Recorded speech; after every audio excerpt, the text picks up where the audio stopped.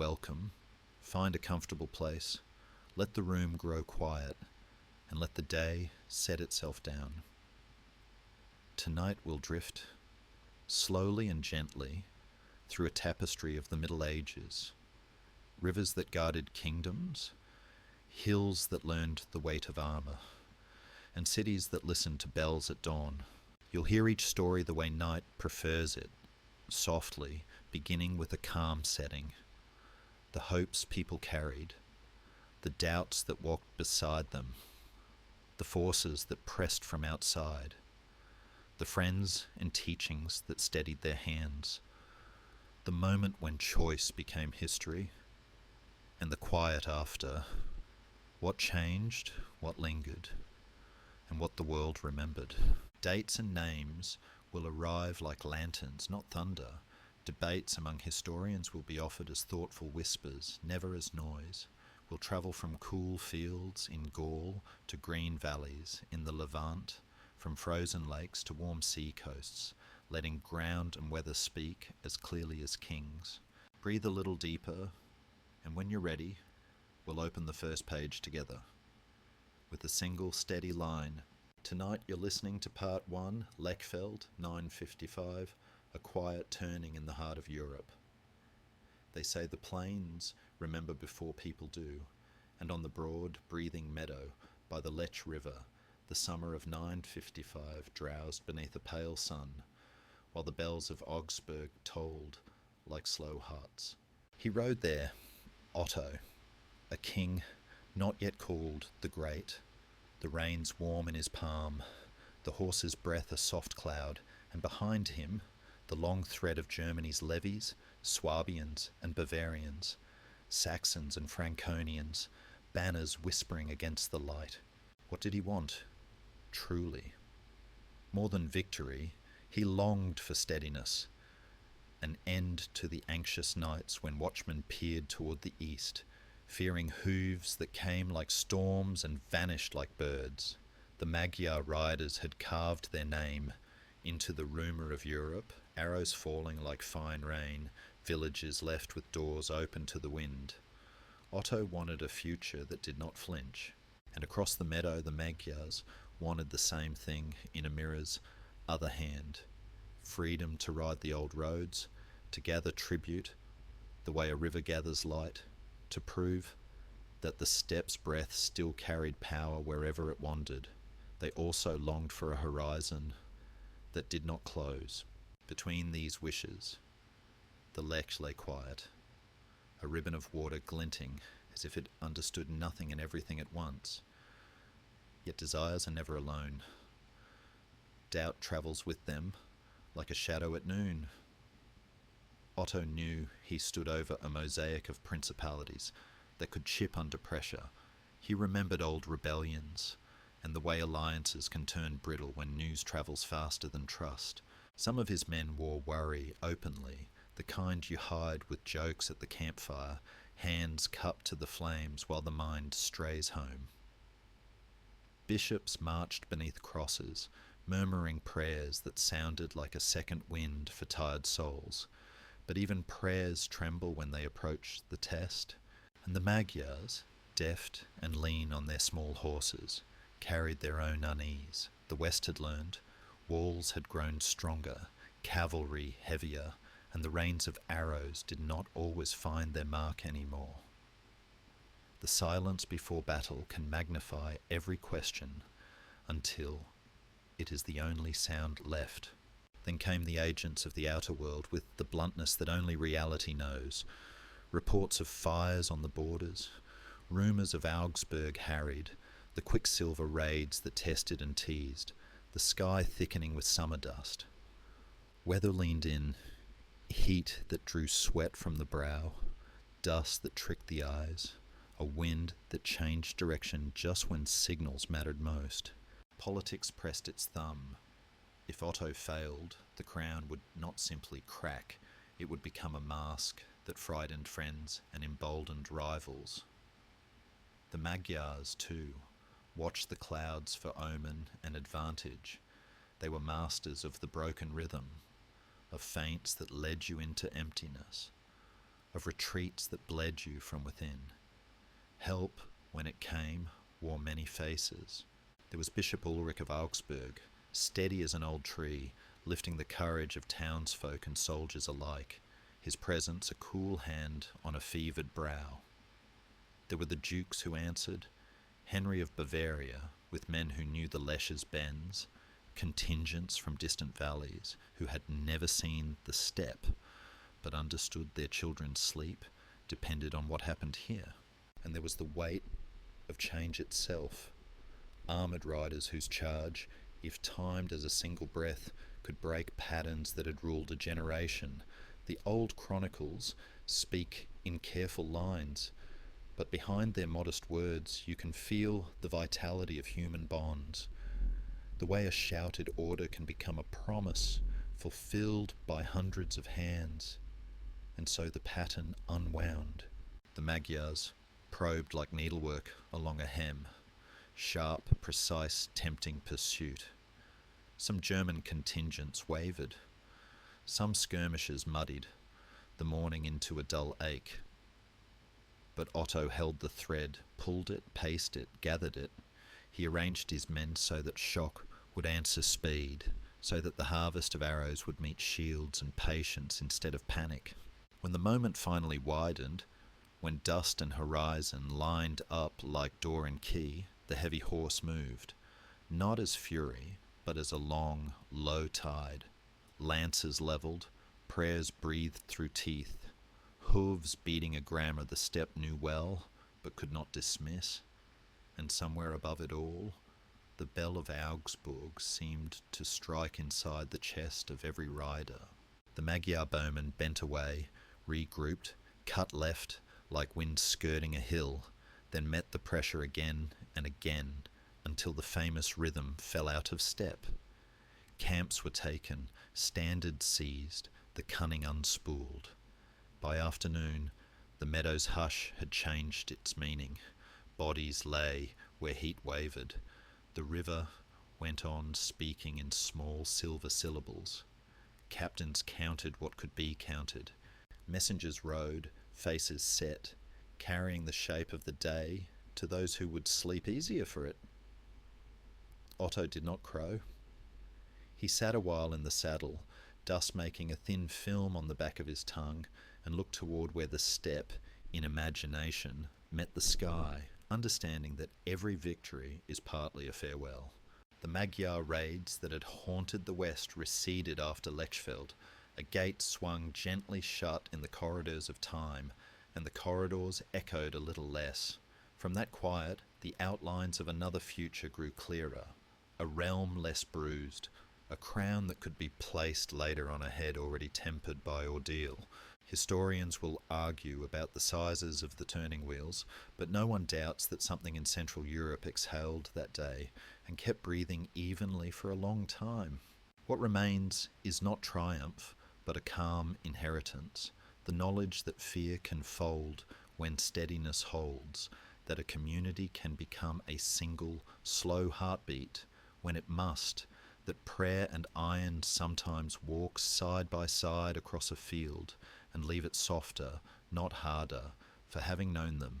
Night came, and the Lech took the dusk into its surface like ink, and the meadow gave back a faint sweetness, as if hay had learned a secret.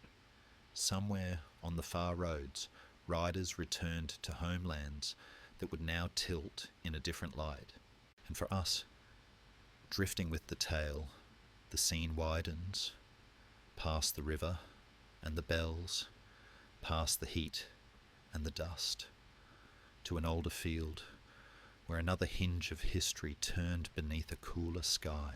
In that far-off grass, we will hear the hush before hooves again, not in 955, but in a year that breathes like an earlier memory, 7 Thursdays, where a quiet morning near Tours waits, patient as a page between our fingers, for part 2. Tonight you're listening to part 2, Tours 732, a quiet stand in the fields of Gaul. Before dawn, the country between the Vienne and the Clain breathed like a sleeping chest, hedgerows dark as folded wings, frost whispering along the grass. In that pale hush, a traveller might have sensed two roads of longing moving toward one narrow pasture. One carried Charles, the mayor of the palace, whom later centuries would call Martel, hammer, seeking more than battle. Seek in a stillness his people could live inside. The other road carried the Umayyad host, riders weathered by long horizons, led by Abd al-Rahman al-Ghafiqi, whose hope was as old as conquest and as practical as bread, to keep the caravan lines open, to draw tribute from rich river towns, to let the crescent of power continue its clean sweep across maps that fray at the edges. The local memory keeps this meeting near Tours. Others tug it closer to Poitiers. Historians, in their soft disagreements, remind us that the ground of history sometimes shifts an inch this way, a breath that way, and still the meaning holds. Desire in those days had the sound of hooves muffled by wet leaves. Charles wanted a shape to Frankish life that did not buckle under raids, monasteries where lamps could burn through winter, farms where children could sleep through harvest, a crown he could forge later for a grandson not yet born. Abd al-Rahman wanted a clean verdict from the north. No more ambushes in narrow valleys, no more towns that promised and then hid their stores, no more tremor in the word Aquitaine. Between them stood Odo of Aquitaine, older now, tired by defeats and by the ache of keeping borders from bleeding. He had made his peace with pragmatism and sought help from the man whose heavy infantry might yet become a wall. And you, dear listener, where are you hearing this from tonight, and what time is it where you are? If these gentle histories help you drift, consider joining us by subscribing to the entire history, so you'll always find the next quiet chapter waiting. Yet in the Frankish camp, the flame's edge curled with doubt. Charles knew his strength. Men on foot, patient, shield to shield, trained not to run when cavalry circled like wind over water. But patience is a fragile blade. It cuts only if the hand does not tremble. What if his levies broke at the first rush? What if ambition outran supply?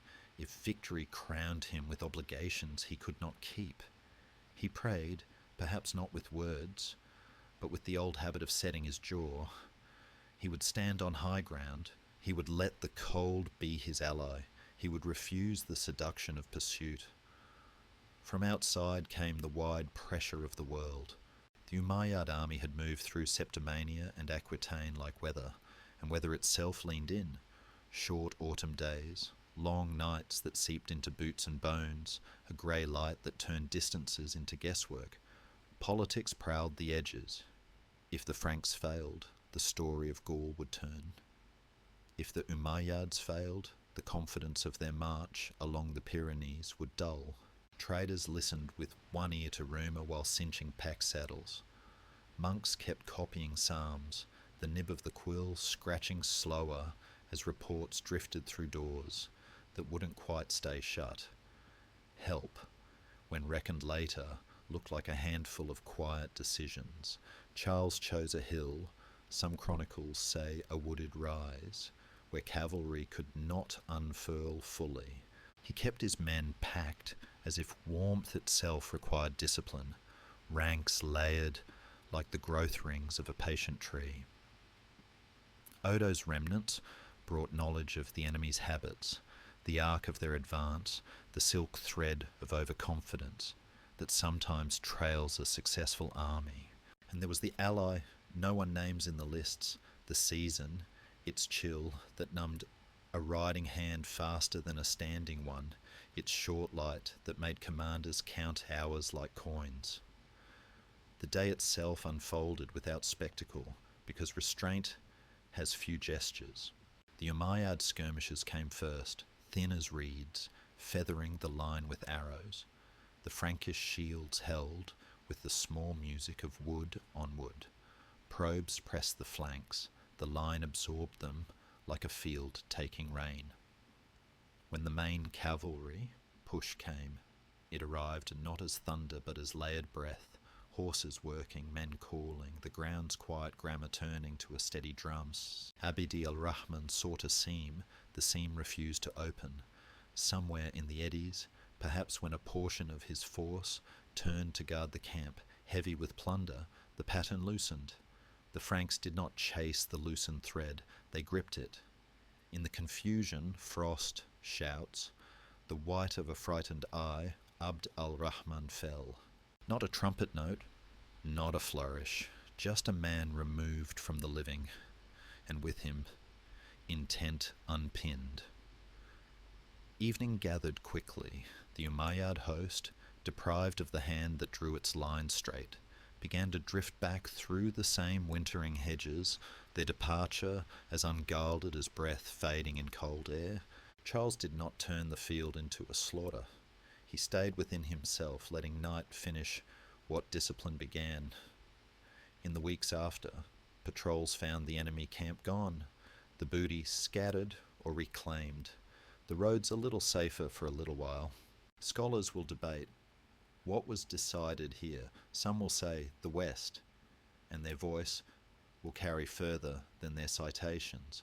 Others, more cautious, will name it a hinge, one of several, upon which a local world swung into a survivable shape. The truth, like frost on grass, is precise and delicate. An infantry that refused to run, a cavalry whose leader fell, a winter that rewarded the side content to stand still. For those who lived, the result was not a fanfare, but a calmer dawn. Scribes warmed their hands over inkstones and counted their quills. Shepherds found more of their flock than they feared. Odo returned to his own lamplit rooms to discover fatigue can feel like mercy when you've held back a tide. Charles, in the private country of his mind, measured the distance from necessity to possibility. A dynasty could begin with a posture, feet planted, shield braced, eyes soft, but unblinking. One day, a grandson named Charlemagne would ride those inner roads, but for now the earth was quiet, and the Frankish line looked almost like a hedgerow taught to stand. If you listen closely at the end of the tale, you can still hear the frost settling, the last horses turning their heads toward warmer latitudes, the parchment drying where an anonymous hand writes, Year of our Lord, 732, in a careful script. And beyond that field, on the far side of centuries, a different shoreline waits, pebbles underfoot, a wind salted by the channel, a hill called Senlac, where banners will tilt like patient birds. Another morning will open there in 1066, and the hush before footfalls will sound familiar. We'll walk to it quietly. Part 3 is already breathing just over the ridge. Tonight you're listening to Part 3, Hastings, 1066, a hill, a hush, and the long shadow of a crown. Dawn breathed a fine mist across the ridge near Senlac, the grass beaded with October light, and the banners, dragons and crosses stirred like creatures waking slowly from a careful dream. He stood there, Harold Godwinson, a king by acclamation and by emergency, his boots planted in the damp earth of his own country, the weight of a recent victory still warm in his muscles from Stamford Bridge. Around him, the Huscarls, broad-shouldered men with axes that shone like patient moons, formed a wall of wood and iron. Beyond them, the furred, farmers with the steadiness of fields in their eyes, drew breath through chapped lips and looked down the slope. Across the morning, William of Normandy arranged his triad of tools, archers, infantry, cavalry, methodical, as a mason laying courses by plumb line. The papal banner, white, touched with promise, moved softly at his side. The sea behind him kept the rhythm of an intention carried over water. Each man longed for something simple in shape, but hard as flint in the hand. Harold wanted his realm to keep its familiar voice, a language of wheaton and custom, hearths that did not have to learn a new grammar for loyalty. William wanted a verdict that would stop the sentences of doubt. That promise made years before, that oath disputed, that claim he had rehearsed in the quiet of Rouen halls. He sought a crown not merely for the metal, but to complete a story in which legitimacy and skill met without flinching. And where are you listening from tonight, and what time is it where you are? If this slow, sleep-bound journey through history steadies your evening, consider subscribing to Bedtime. The entire history, so the next gentle chapter, finds you automatically when night turns its lamp low. Even on a hill, a man can feel the tilt inside himself. Harold's triumph in the north lingered like a heat haze, but the march south had taken the shine from armour and the spring from calves. News travels faster than recovery, and the channel winds do not pause for human arrangements. In some eyes, he read a question that no commander can afford to speak aloud, whether the strength that had closed one book could open another without the page tearing. William, for his part, listened for the soft creak of uncertainty in his own ranks. Men from Normandy, Brittany, Flanders, a choir of dialects made into one resolve by pay, by promise, by the iron magnetism of success. The channel had shown teeth before the fleet crossed. Ships had rocked with nausea and prayer, and even now, on this clean morning, a memory of those swells might still have moved in the stomach. Ambition is an instrument that must be tuned with care. Too tight, and a string snaps at the first stroke. The outer world laid its hands upon the day with the indifference of weather and the precision of circumstance. The slope favoured Harold. High ground that broke the appetite of cavalry, hedges and thickets that made the approach a slow exhale rather than a leap. The calendar chose October 14th, 1066, and with it the angled light and short hours that persuade men to decide quickly or go cold. The Channel coast behind William offered no retreat easy to organise if resolve failed. The city of London behind Harold waited with the opaque expectation of capitals. It would bless triumph or judge failure without changing its face. Messengers flickered along the edges. Monks in far abbeys copied the day's news into prayers no human ear would hear spoken aloud. The world presses. It does not ask permission. Help, when counted before or after, wore the forms of old loyalties and careful craft. Harold had his brothers Gurth and Leofwine near him, and the core of his strength, the Huscarls, were professionals who could make patience visible. Axes held like arguments that would be delivered only at the necessary syllable. He had, too, the known quantity of ground, a ridge that turned bodies into a palisade. William had the method. Archers to unseam the top of a line, infantry to bruise the fabric, cavalry to open it wide. He had the confidence of a figure who had learned that discipline gives luck something to land on. And there was a subtler ally, the papal blessing, which moves in men not as magic, but as permission to believe that their cause aligns with an order larger than appetite. The day began in long breaths. Arrows rose and fell like a schooling of dark fish. Shields thudded gently, the sound one hears through a wall when rain finds an old roof. Norman infantry climbed, pressed, leaned their will into wood. The English line held, patient as a winter hedge. Cavalry followed, finding its stride shortened by slope and bodies. The clangour turned to a muffled insistence. There is a story, beloved, disputed, that a feigned retreat lured parts of Harold's line to follow, their discipline loosened by the sweet, dangerous taste of an enemy turning away. Some chroniclers swear by it, others shrug and point to the churning fact that battles often unravel in patches and then everywhere. What matters in the hush of our telling is the shape, The wall that had been whole began to grow windows, and through those windows rode consequence. Girth and Leofwine fell. The line shivered and re-knitted and then felt the strain again. Arrows returned to their soft, terrible work. Somewhere in the heave of men and breath and prayer, Harold died. An arrow in the eye to some, a blade's kiss to others. The Bayou cloth chooses one picture. Cautious historians keep two. Either way, a centre dissolved, and with it, the posture of a countryside that had, until evening, hoped to keep its familiar weather.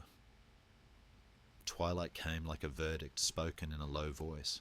The ridge, emptied of certainty, softened at the edges as shadows rose from the folds of ground. The English fled toward the Weald, toward paths that knew their names. The Normans, exhausted and astonished at how hard a day can be, even when it is won, gathered the banners and counted the living, as if counting could make sense of hours that had stretched beyond the measure of clocks. William did not become the conqueror in a single breath.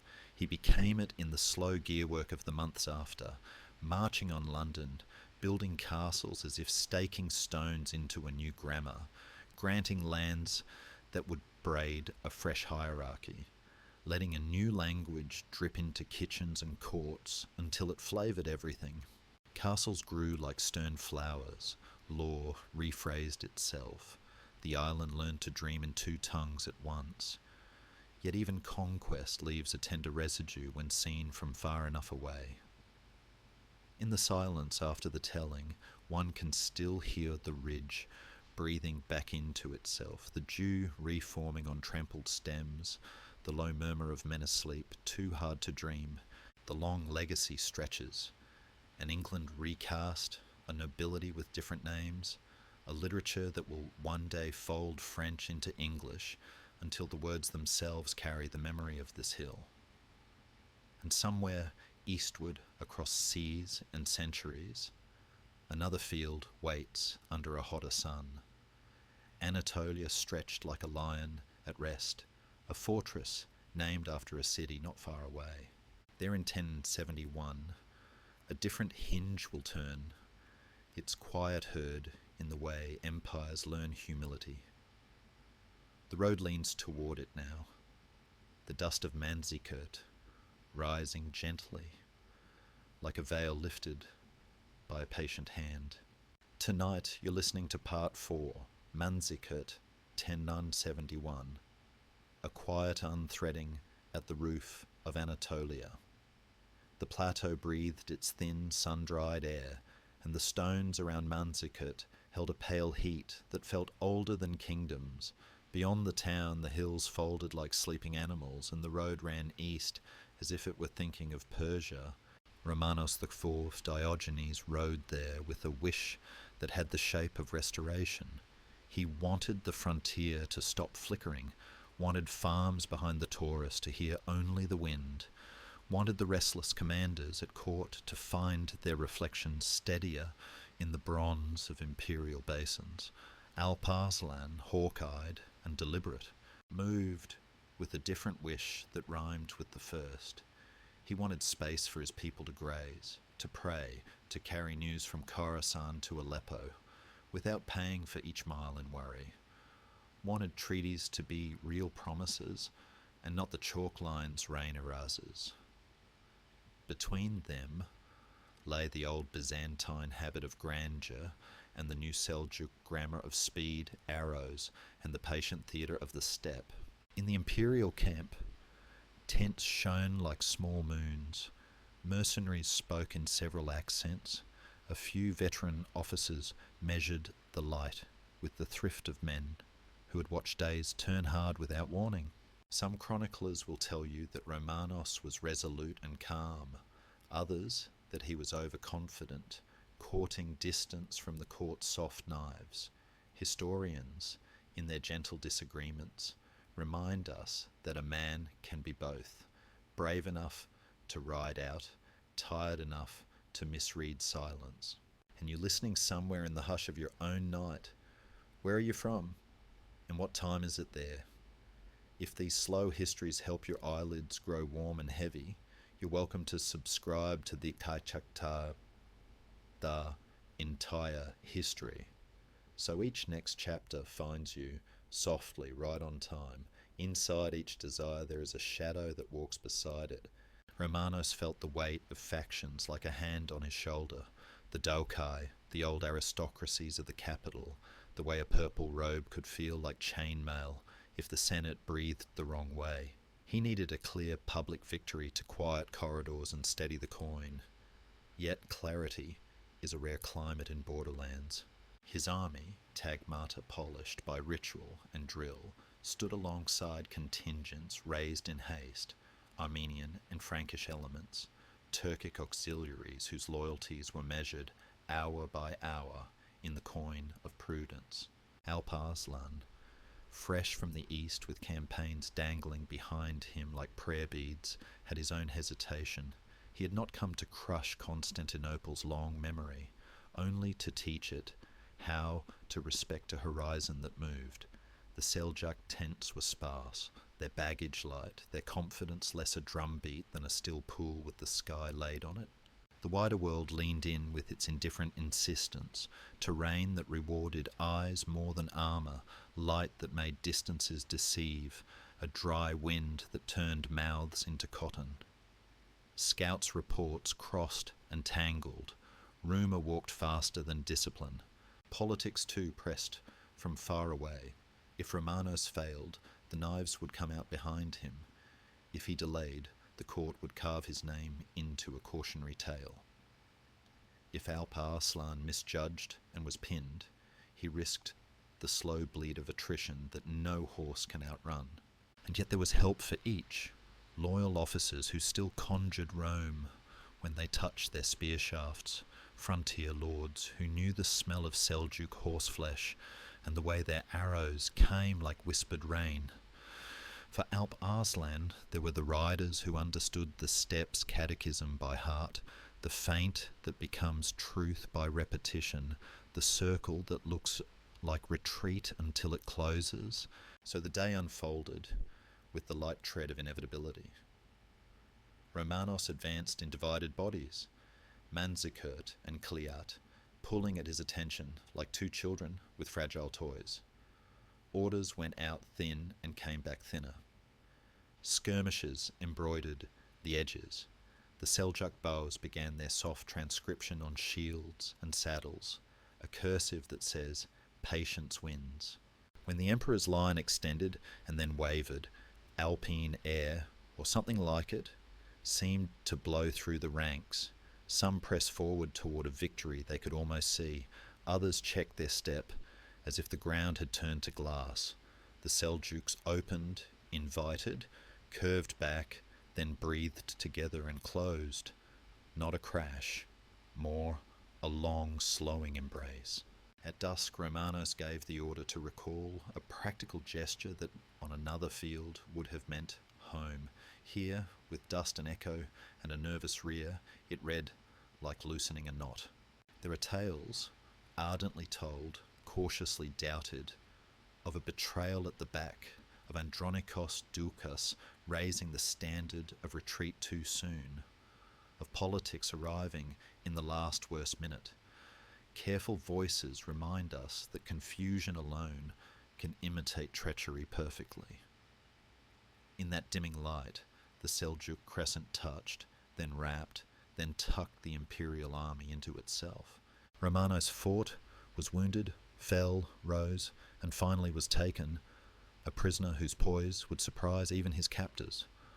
What followed felt for an instant like mercy, pretending to be policy. Alp Arslan treated the emperor with respect. Older than both their empires, terms were set that a calmer court might have honoured. Ransom, exchange, a peace that would let borders breathe. But storms do not always come from the skyline you watch. Civil war opened inside Byzantium like a bruise, and the treaty, light as silk, tore on the nails of rivals. Garrisons fell not to force, but to confusion. Farmers took their herds east to safer tents. The Anatolian heartland held for centuries by road and tax and liturgy, began to loosen, village by village, until a great empire felt its centre shift to the Bosphorus, like a sleeper turning on a narrow bed. Scholars will argue about causes, about overextension, about feudal habits imported too quickly, about cavalry against archers, about one evening's mistake versus a century's drift. But all can hear, if they lean close to the page, the sound of a hinge, Byzantium's long right arm retracting, the Seljuks' open road to the west, and, in the quiet beyond, the first soft footfall of pilgrim warriors who will later be called crusaders. Night returned to the plateau with its collection of small sounds, the felt walls of tense breathing, horses tearing dry grass in slow mouthfuls, a low conversation in Persian and Arabic that paused to listen to stars. In the Emperor's pavilion, the two men spoke without thunder. Alp Arslan's dignity met Romanos's weary composure, and for a heartbeat the world seemed easily repairable by human courtesy. Then they parted, and the currents carried them where currents always go. In the far distance of time, minarets would rise along roads once patrolled by cataphracts. In a nearer distance, envoys would cross seas with letters heavy as anchors, asking the Latin West for help. But for this evening, the stones gave back their stored warmth to the cooling air, the hill shadows lengthened into a single softness, and the plateau slept as it had slept before kings. If you listen, you can almost hear, carried on the dry wind beyond Anatolia, the faint ring of spurs and the hush of a standard with a green field and a golden name, Salah ad-Din, waiting by a lake, not of water, but of grass, where the summer of 1187 will tilt toward a crown of thorns made of sunlight, and Part Five will lift its quiet banner at Hattin. Tonight you're listening to Part 5, Hattin, 1187, a thirst, a crown of summer, and the quiet turning of a holy road. The morning opened over Galilee like a brass bowl set in sunlight, and between the twin cones of the horns of Hattin the air itself seemed to shimmer with an old patient heat. Far below, the lake, Kinneret Tiberias, lay blue and indifferent, as if water had decided to be a distant rumour. In that light, Salah ad-Din measured gaze, a calm that never needed to raise its voice, gathered threads he had been weaving for years, truces honoured and broken, alliances braided across the Levant, a long memory of caravans cut and oaths knotted badly by men who mistook defiance for destiny. Opposite him moved the army of the Kingdom of Jerusalem, led by King Guy of Lusignan, carrying with it the weight of a relic and of a habit of victory that had begun to wobble, banners of Templars and Hospitallers. Proud and tired, the cross lifted, like an answer to a question no one wanted to rephrase. Each side wished not merely to win, but to find a shape in which the future could breathe. Salah ad-Din sought a peace achieved by balance, Muslim cities open to one another, roads gentled by law. Jerusalem held without the irritation of intermittent storms. Guy, pressed by factions and the hard temper of men like Reynald of Chatillon, wanted a verdict that would still the murmurs in halls and tents, a triumph strong enough to glue a fragile crown. And you, listening in your quiet place, where are you from? And what time is it for you now? If these slow histories help you settle, you're warmly invited to subscribe to the entire history, so the next gentle chapter finds you right when night leans close. Yet wishes breathed beside their own weather, beside there. In the Christian host, the desire to relieve Tiberius warred with caution. Raymond of Tripoli counselled patience, supply, water and shadow, while the hotter council urged movement, march, show banner, truss steel. There were old fissions too, Baron against baron, memory of insults at court, the lingering bitterness of Reynolds' raids against caravans that had torn the thin silk of truce and drawn Salah ad-Din's vow like a blade returned to its scabbard only after a promise is kept. In Salah ad-Din's camp, another kind of doubt hummed softly, the hazard of overconfidence, the knowledge that victory approached too quickly can be as slippery as water drawn with an impatient hand. He, who had learned to let the earth itself become an ally, stitched his strategy to the land, deny water, harry, smoke, heat, encircle, wait. The outer world entered without ceremony. July pressed its thumbs upon every throat. Wind carried sparks across dry grass until flame wrote its brief stinging script along the marching line. The road from Sephoria to Tiberias turned long and longer as thirst made feet heavy and thoughts a little ragged. Politics widened the stakes. If the kingdom's army were broken here, walls from Acre to Jerusalem would feel the tremor. If Salah ad-Din failed, the coalition he had coaxed from Aleppo to Cairo would fray, and rivals would read in the dust an invitation to speak loudly. The landscape took sides in a way landscapes often do, without malice. Wells carefully held, hills that made a ring, the horns themselves like two quiet hands, cupped to shape a bowl where sound and breath could be kept. Help appeared in forms both visible and whispered. For the Franks, the true cross, born under a canopy, was a hinge of courage, an emblem that made tired men taller by memory alone. The Templars' discipline, the Hospitallers' hard steadiness, the stubborn gallantry of knights who had learned that formation is a kind of prayer, all these gave shape to sore resolve. For Salah ad-Din, there were his emirs, al-Mashtub, al-Afdal, men who could read dust like a manuscript. There were Bedouin scouts who knew how thorn and stone talk at noon. There was patience, his favourite ally, which he fed with small victories. A spring held, a column diverted, a band harried until it wasted strength in answering, so the day gathered its slow knot.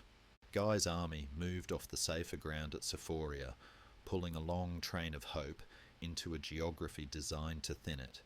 By the time they camped near the volcanic cones, smoke already threaded the air, and water, ordinary, taken for granted water, had become a legend told from the back of the column to the front. At first light, Salah ad-Din tightened the ring. Archers unrolled their light instruments, horses worked at a careful trot, dust lifted and hung. The Franks tried to punch through toward the lake, toward Tiberias, toward the promise of wetness. But ash and arrow and the hum of encirclement turned each push into a shorter breath. The banners sagged and were lifted again. The true cross stood, then tilted, then found a new place to stand. Knights charged, were blunted, returned with fewer voices. In the press, the Hospitallers' iron patience glowed briefly, a coal refusing to go dark. The Templars bled like men who understand a vow as a thing with real weight. There was no thunderclap, only a long, soft breaking, lines bending, the bowl of the ground filling with exhausted bodies, cries fading into the steady rasp of lungs, asking for a kindness the day would not give. At last the centre gave way, and with it the relic was taken. Chroniclers will later write of the cross captured, like a phrase seized mid-prayer. King Guy was taken too, and with him the solemn recognition that sceptres are, in the end, light reeds if the hand holding them trembles. Reynaud of Châtillon, author of many provocations, stood before Salah ad-Din in a tent where the air felt suddenly cool. Courtesy was offered and declined, and the line from vow to deed was drawn straight.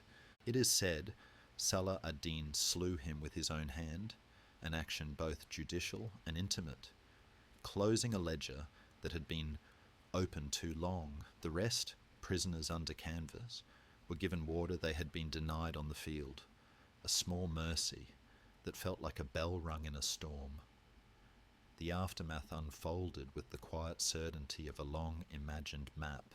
Cities opened, some by negotiation, some by the soft persuasion of reality, leaning on gates.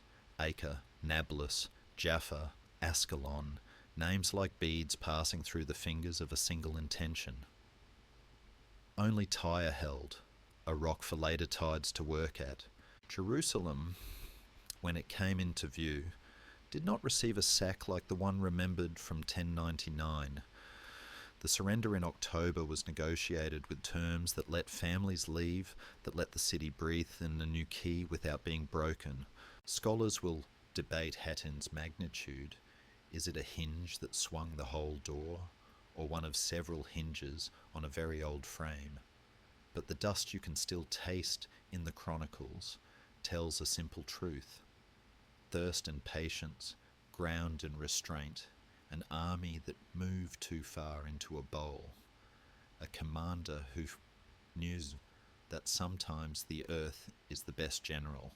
Night returned to Galilee with a surprising sweetness. The ash settled, the horns of basalt cooled, and out on the lake the moon wrote a white road no hooves could follow. In distant cloisters, news arrived like a chill. In Italian ports, shipwrights paused and listened to a rumour becoming a commission. In northern halls, kings traced their fingers over maps and felt both the sting of loss and the summons of pilgrimage. And along the coast, where surf counts time and even hands, two destinies began to incline toward one another, the Lionhearts and Salah ad-Dins, each respectful of the other, each disciplined by a different grammar of courage. The path bends there now, to a shoreline where cedar and salt speak softly, to a battle that will feel like a measured conversation by the sea. When the waves lift in 1191 at a place called Arsuf, listen for the tide's low drum. It is already keeping time for part 6. Tonight you're listening to part 6, Arsuf 1191, a measured conversation by the sea. Morning drew a pale ribbon along the Levantine coast, and between the surf and the orchards the army of the cross moved like a breathing wall, infantry in the middle, cavalry riding the outer edges like a steadying hand, crossbowmen glancing at the sky as if they could read wind in the colour of light. Richard of England, lion-hearted because courage was his only comfortable language, rode where the line could see him, checking the cadence of the march the way a conductor listens for a section going sharp. To the east, just beyond the dunes and gardens, Salah ad-Din's riders flowed and folded and flowed again, their hooves soft as conversation on a carpeted floor, their arrows turning sunlight into a quiet rain. What did each man want? Richard wanted a road that would hold, Jaffa taken, the supply chain unbroken, a path toward Jerusalem that did not bleed out in skirmishes. Salah ad-Din wanted the sea to become a burden rather than a blessing. He wanted this long column, bound to the water for drink and to ships for grain, to feel sand underfoot as a promise of exhaustion. He wanted too to remind the newcomers that patience belongs to the land that knows itself.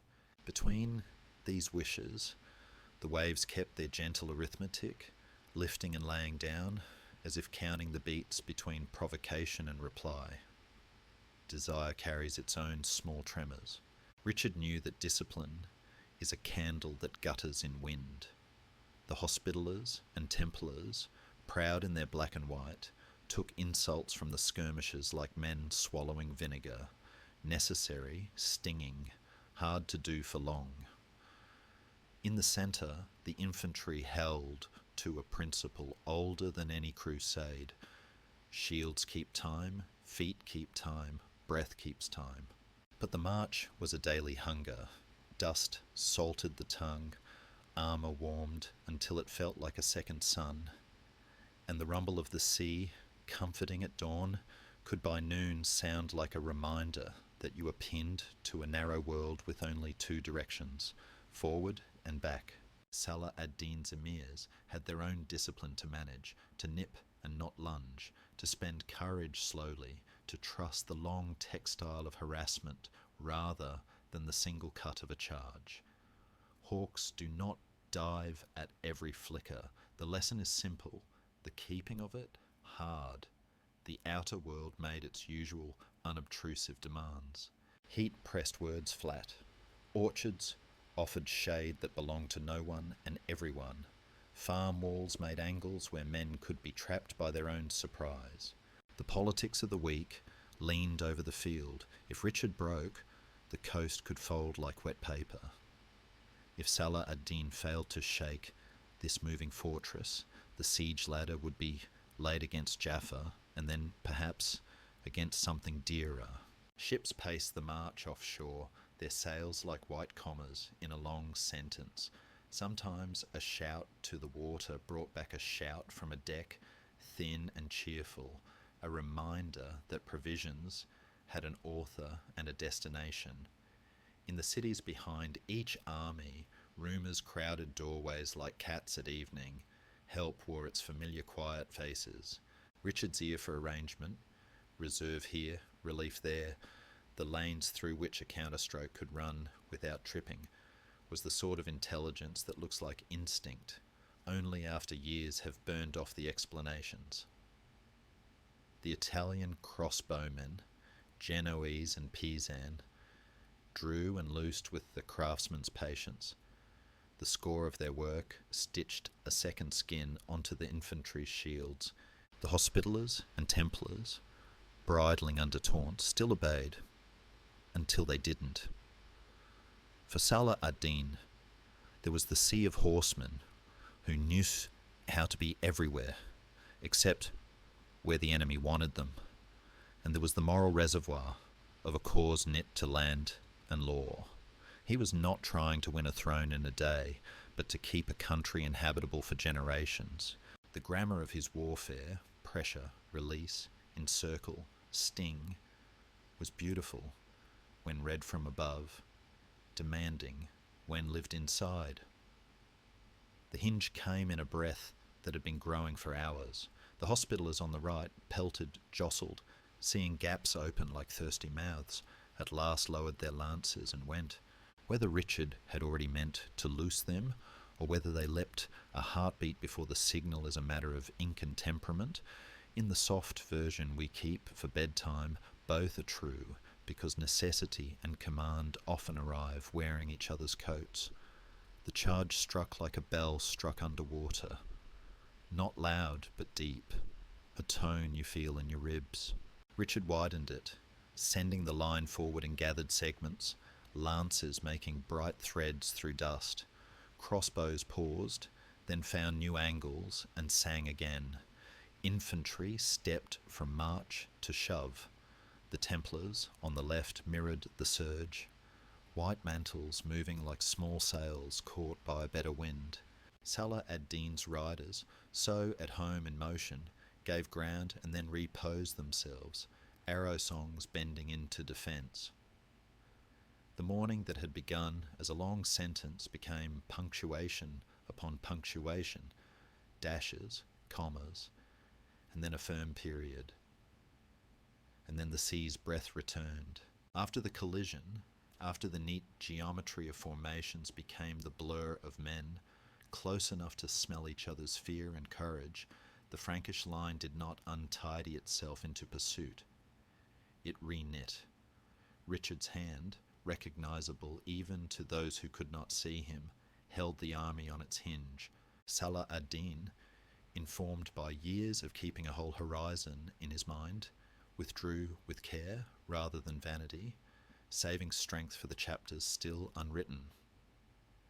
The field near Arsuf belonged to no one but the afternoon, which laid its warm palm over orchards and dunes and the narrow road that tomorrow would look ordinary again. In the counting, Christian chroniclers took comfort in Jaffa secured in a road along the sea that could be walked without blood. Muslim chroniclers took comfort in the army preserved in Jerusalem, still sitting with composure upon her hill. Each side claimed enough to live on. Neither took so much that the other could not breathe. Evening downshifted the world. Tents went up with the soft clatter of pegs and optimism. Water skins passed hand to hand with the reverence usually given to relics. A physician checked a king's arm, a scribe smoothed a page against his knee, so the ink would not blot. In Salah ad-Din's camp, counsel was measured, respectful, shaded by the understanding that a commander must be both father and river, steady and always moving. In Richard's, hymns rose, a little raggedly, and then found their pitch, gratitude compressing into notes that sounded almost like relief. Scholars will argue about outcomes, as they should. Was Asuf a decisive victory or a necessary breath, a ladder to Jerusalem or a ladder that leaned against a wall no one would climb? The kindest answer is that it was clarity without conclusion, proof that discipline can bloom under fire, that respect can sit quietly between enemies like a third general neither can do without. And if you lean your ear to the surf that night, you may hear, beneath the easy counting of waves, the withheld wish that would not come true, Jerusalem untaken, a treaty instead of a coronation, an honour exchanged instead of gates burst wide. The Third Crusade will find its ending in parchment and pilgrimage rather than in trumpets, and our path must bend away from salt and cedar toward a different dryness, toward a ridge in Iberia where summer dust smells of olives and iron. There, in 1212, a chain of banners will move south through the Sierra Morena, and on a field called Las Navas de Tolosa, the wind will carry prayers in 2 languages, across a line that has waited centuries to soften. The night folds the sea into silence, and far inland, a new dawn already tests the edge of the hills for Part 7. Tonight, you're listening to Part 7, Las Navas de Tolosa, 1212, a mountain pass, a prayer on the wind, and the loosening of a long knot. Before the heat found its noon voice, the Sierra Morena held its breath. Pines stood like quiet sentries along the ridges, and the Despeñaperros pass wound southward in pale threads, a road that had learned to be cautious.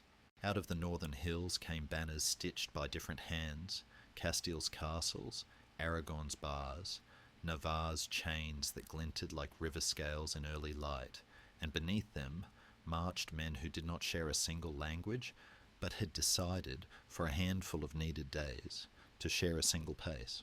Alfonso the Effin of Castile rode with the look of a man who had kept an old hurt alive long enough to understand it, the memory of Alarcos, the bruise of defeat that throbbed in quiet hours.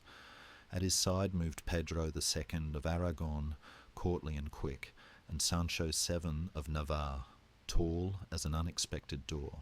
Across the southern plain, the Almohad Caliph Muhammad al-Nasir drew up the order of a faith that loved clarity, green standards, the recitation of verses that made men taller, the lattice of a camp set behind a living fence of chosen guards whose duty was as tight as a closed fist.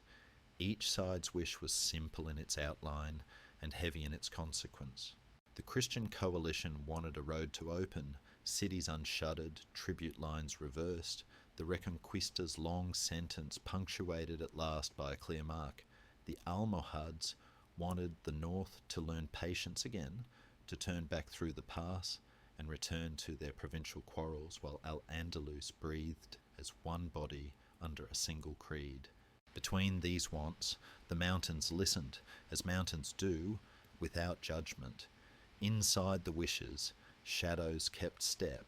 Alfonso XIII knew the price of pride, had paid it, and he rehearsed another posture now, measured, collaborative, aware that coalitions are woven from both honour and scepticism. The crusading host he led had knights whose tempers warmed faster than steel in July. and clerics whose confidence could make the world seem narrower than it is. Pedro brought grace and a taste for tawny fineness to a place where the ground had no patience for dancing.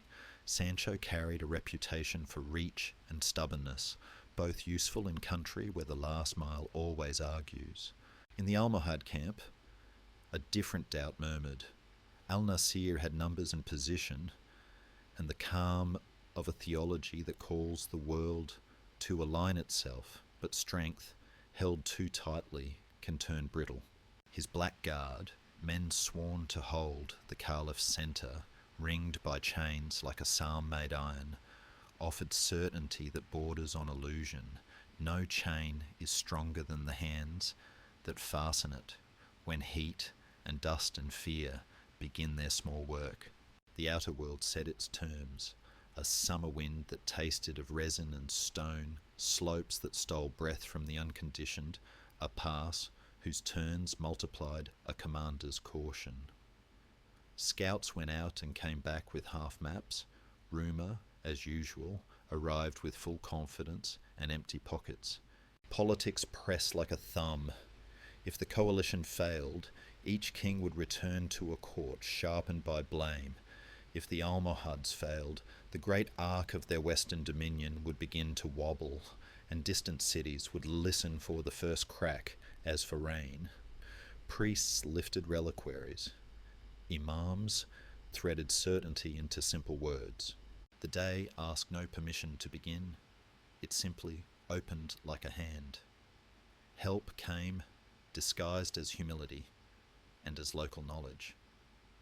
A shepherd, so the chronicles say, though scholars remind us how often shepherds appear at turning points, guided the army along little paths that sidestep the strongest of the barricades. Whether literal or emblematic, the story marks a truth. That landscape favours those who listen to it closely.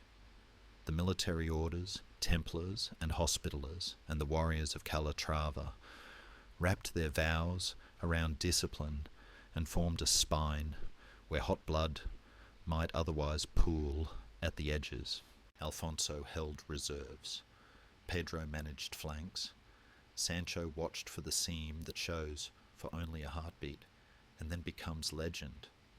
For Al-Nasir there was the breadth of his array, the moral weight of men who believed order itself stood behind them, and the chosen guard whose oath turned the Caliph's pavilion into a fixed star around which the day might wheel. At last the lines breathed toward one another, arrows stitched first, a fine black thread. Drums answered. Hooves found that half gallop, which is not yet charge, but no longer march. The Almohad front, steady, confident, wide, absorbed the first contacts and returned them with interest. The Christian centre took its time. The flanks leaned, and the mountain air carried prayers in both languages like two hands opening at once. Then came the climb into the real work. Brush, heat, a rash of skirmishes that turned bodies into punctuation along the slopes. You could see, if you were standing above it all, how the pass itself shaped the grammar of movement, how a line cannot be everywhere at once, how a commander must choose what to care about and what to let the day decide. The hinge, when it turned, did not shout. It was Sancho of Navarre lowering his lance and pointing the long height of himself and his guard straight at the knot, toward the chained enclosure, toward the human wall around the Caliph's heart. Chains ring, but not loudly. They rang that day with a note like glass tapped with a fingernail.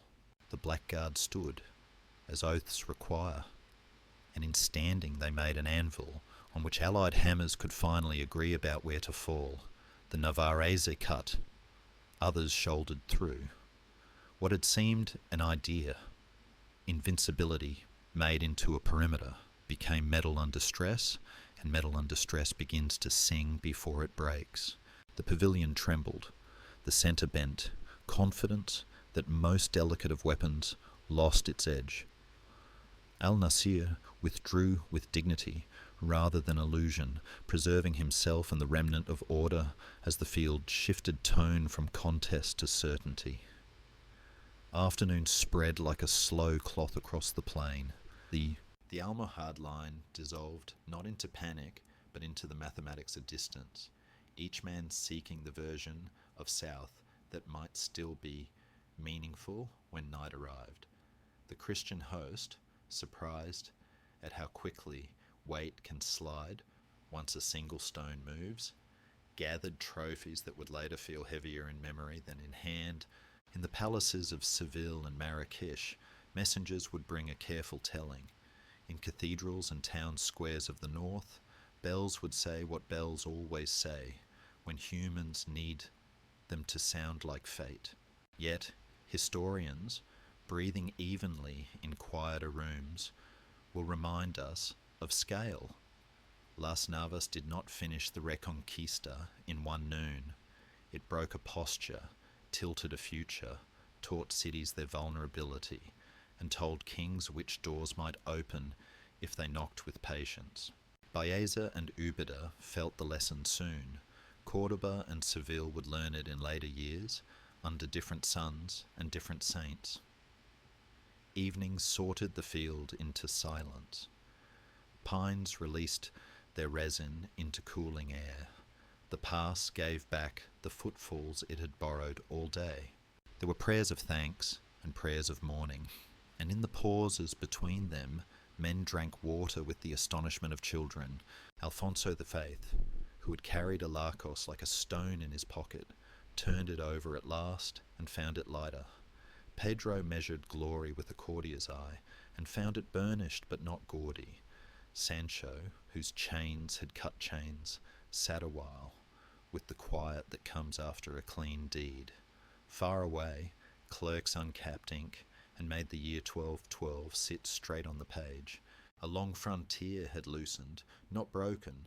A door had swung, not yet shut. A map had breathed and changed shape, without tearing. Listen closely, and you might hear, in the mountains after sound, the soft rumour of another field forming beyond the Pyrenees, under a different sky. There a Sunday will gather on flat land by a small French town, and kings will measure themselves not against deserts and passes, but against each other's claims and currents. The bells will ring there too, and the dust will rise with a cooler smell, and a network of lords will feel their future tug. When the morning of 1214 opens over Bouvines, the air will carry the same steady hush we've learned to follow, and we will step into it quietly in Part 8.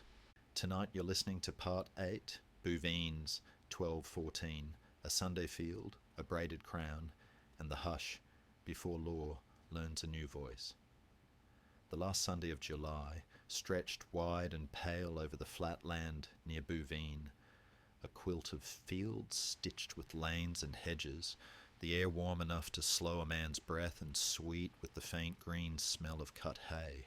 Church bells, dutiful and unhurried, tolled across the noon, notes that seemed to fall gently onto banners gathering at the edges of the plain. Along one ridge, King Philip Augustus of France arranged his line with the economy of someone who has tidied the same room many times, the oriflamme glowing like a coal, communes on foot anchoring the centre, mailed knights under cautious captains, the mild bustle of clerks and sergeants translating intent into motion. Across the open, the coalition advanced, a many-voiced host led by Otto Phiphorus, emperor in search of proof, and lords whose ambitions braided and chafed. Ferran of Flanders, with his rich towns, Renaud de Damartin carrying older grievances like hidden knives. English contingents shadowed by King John's designs from afar. Each side wanted something simple to name and difficult to hold.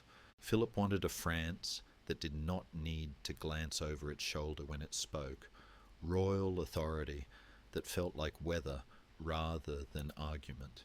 Otto wanted to stop the French crown from hardening into a shape that would narrow his own horizon, His allies, counting coin and corridors of trade, wanted a future in which their towns did not pay a toll in pride each time a French edict crossed a bridge. The bells went on ringing, polite as ever, measuring a Sabbath that would remember more than sermons. Desire walks with its small entourage of doubts. Philip's realm had grown like a steady garden, but gardens make enemies of those who preferred the hedge left wild. Since John's losses in 1204, power had shifted too quickly for comfort, and rapid justice can look like theft to those who favoured slower clocks. In his camp, a king who was not tall and not theatrical felt again the old unease that sometimes wakens modest men. Could he hold the middle when the edges tested him? Otto's coalition looked strong on parchment, a lattice of names and titles. But parchment does not sweat. Rivalries slept poorly in that host. Flanders counted freight where others counted fealty, and zeal for empire diluted itself in the inkpot of local equations. Even the Sunday stirred scruple. Battle on the Lord's Day? But necessity and chance. Those old theologians offered their dispensation in the language of opportunity. The outer world set the stage with an even hand. Heat rested, dust weighted ditches, those humble punctuation marks in fields, lay ready to turn order into tangle for any rider who forgot to read the ground. Politics leaned from every direction. In the south and west, John of England groped for leverage, and his failure or success would ricochet through these hours. In the north, towns weighed where their carts would roll in the years to come. In the empire, princes watched Otto's fortunes with the calm appetite of men who prefer to back the next certainty. Pilgrims on the roads paused and looked long, then crossed themselves and moved on, because the day had asked for their attention and already taken enough of it. Help, as always, wore the faces of craft and custom. For Philip, there were the communes, infantry from towns whose charters sang of duties and rights, men who had learned to make a hedge out of spears, and the patience to keep it green under pressure. There was also the oriflamme, not a magic but a memory, reminding a line of weary men that the crown they sheltered now was the same one their fathers had sheltered when it was smaller and more vulnerable. For Otto, there was breadth and reach, Flemish pikes with the weight of markets behind them, German and Brabantine contingents that could turn an even fight into a verdict, talented captains with reputations made in seasons less public than this. He, too, had a banner whose boast had to be proven, and the hope, old as empire, that a single day can teach a continent a respectful tone. They met not with thunder but with slow music. The mounted vanguards touched, recoiled, touched again. The communes took the first shove and gave it back, like a door that will not open until the latch is properly lifted. Manoeuvre curled and uncurled along the flanks, names sliding past names in a blur of bright paint and breath, Boulogne's charge flaring, Champagne steadying, Brittany leaning where told, and no further. Then the field's grammar asserted itself. On the French left, Ferrand's Flemings pressed hard and honest, the kind of pressure that can earn a day. On the right, Damartin's skill tried to unbutton the line from its end. In the centre, Otto flung strength where the crown glowed, hoping to bend the king's axis until the whole French sentence fell apart. For a time, it almost read that way. Philip was unhorsed, dust and iron, and the small rude intimacy of men close enough to smell one another's temper. He rose, tugged to safety, remounted, recentered, and the line read him like a word they still understood. Around him, the household knights made a living buckle. The communes felt the weight and stood as if standing were a sacrament. The hinge arrived disguised as attrition. On the French right, caution and resilience outlasted elegance. On the left, the Flemish push began to sag under the friction any long hope must pay. In the centre, as Otto circled and lunged, the French king's household gathered itself into a spear of intention. Captains counted the beat, then spent it. Ferrand was taken, iron on his wrists like an argument concluded. Damerton's boldness twisted into isolation, then capture, as nets of men and moments drew tight. Around the imperial banner the swirl grew thinner. The golden eagle that had flown like a confident thought all morning found itself alone with too much sky. Otto escaped the trap, a wise withdrawal more than a rout, but left behind the weight of allies, whose chains and bewilderment would write tomorrow's treaties in a new hand. Afternoon softened the edges. The plain, so recently precise with ranks, became ordinary land again, its small furrows and thistles reasserting their rights. The tally, dead, wounded, taken, whispered through tents, and scribes inked names with the care-grief forces upon even the hurried. But the result felt larger than numbers, a capstone pressed onto years of careful building. In Paris and the Ile-de-France, royal authority would thereafter breathe more easily.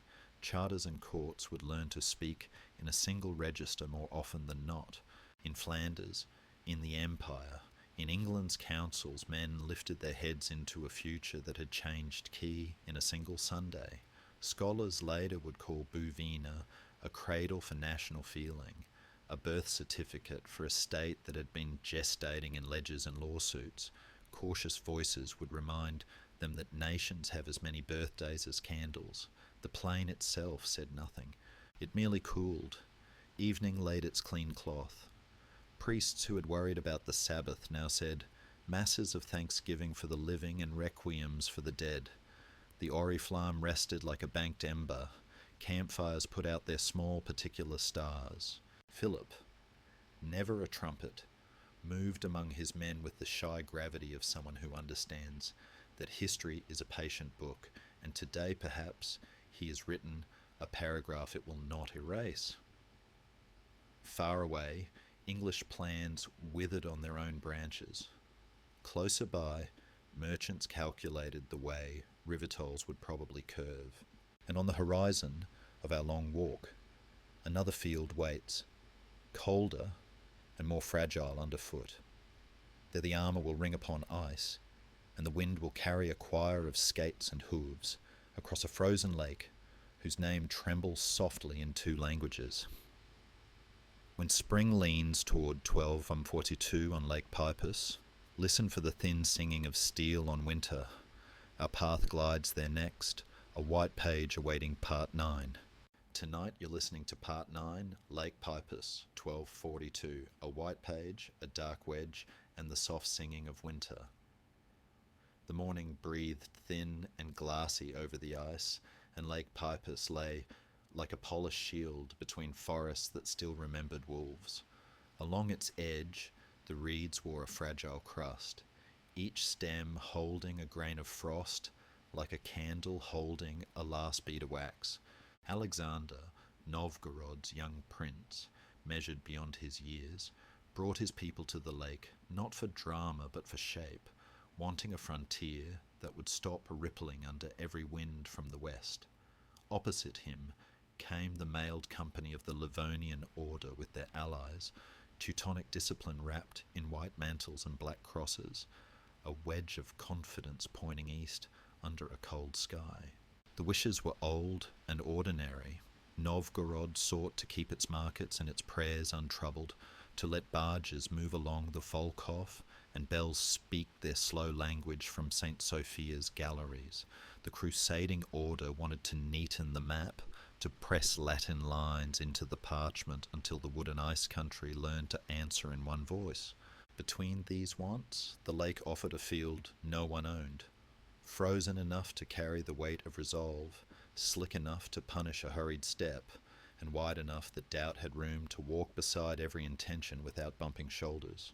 Inside the Novgorodian camp, desire travelled with its usual companions, fatigue from months of alarms, whispers about whether winter had done enough to harden the surface, small quarrels between militia captains whose pride was a village-sized instrument. Alexander had felt the sting of a different winter when Germans held Pskov, had learned the flavour of retreat, and had polished from that humiliation a calmer steel. He longed not for legend, but for a posture his republic could afford. Trade, self-rule, borders that neither apologised nor bragged. On the other side, the Livonian masters favoured the clean grammar of the keel, the knightly wedge that made an argument, and then stepped forward to insist upon it. The kind of formation that turned confusion into a road. Yet even certainty shivers when it meets a lake. Some men tested the surface with the butt of a spear, others bent to pinch a crack, as if the ice could yield its secrets to fingers already numb. The wind was almost kind, but kindness on a field like this can be a trick of the ear. The outer world, indifferent and precise, made its quiet demands. The ice bore well near the shore, and less well where the lake kept a memory of movement. Snow lay in thin veils that hid the slickest places. A god's breath cold crept through wool, and through the patience of horses whose hooves were meant for earth. Far away, politics pressed. To the south and east, Mongol riders had brushed the edges of Rusna, turning towns into husks and men into rumours. To the west, bishops' letters and merchants' calculations put price and blessing on these marches. Winter's short day gave the commanders a narrow window, enough for a verdict, not enough for vanity. Messengers came and went, with the soft sound of leather against leather. The lake waited, because lakes can afford to. Help wore the faces of local knowledge and modest tools. Alexander laid his line where the ice thickened near the shore, an infantry hedge of Novgorod and Pskov militia. Behind them, a reserve of horse, small, quick, fur-collared. Men who knew the way a frozen surface can betray balance, and who had learned to ride with the lightness of people born to uncertainty. Archers filed into gaps where the wind could carry their work forward like a held breath. There were priests with icons, not to make magic, but to make memory present. There were old men who knew the lake's moods and could point to the duller grey that meant depth below. For the order, there was training polished in a different winter, chain and plate that answered fear with weight, banners that told the eye where the will should gather. Their infantry and allied levy arranged themselves to support the spearhead of knights. Confidence made geometry. The first notes were slow, scouts skittering like thoughts, skirmishers testing, arrows abrading distance. Then the wedge lowered and came on, a dark triangle on a white page, hooves striking a rhythm that made the air itself step back. It clove into the Novgorod line with the old authority of iron backed by habit. Planks of men splintered, the centre bowed, and for a heartbeat the lake seemed to lean towards the western shore. But Alexander had been counting heartbeats. He had asked his line to absorb the first insistence without spending everything on the reply, had kept his horse where it could see the seam open and then forgot to close. When the wedge sank deep enough to thin its own flanks, he let the cavalry go, not in a roar, but in the kind of release you hear when a bowstring has been drawn to the proper note. They moved around this heel like water, finding the outline of a stone, attacked from the shoulders and back, and turned geometric certainty into an argument interrupted by questions from three sides at once. Archers stitched their part of the answer into that back and shoulder work. Militia steadied, shoved where the wedge had made a door.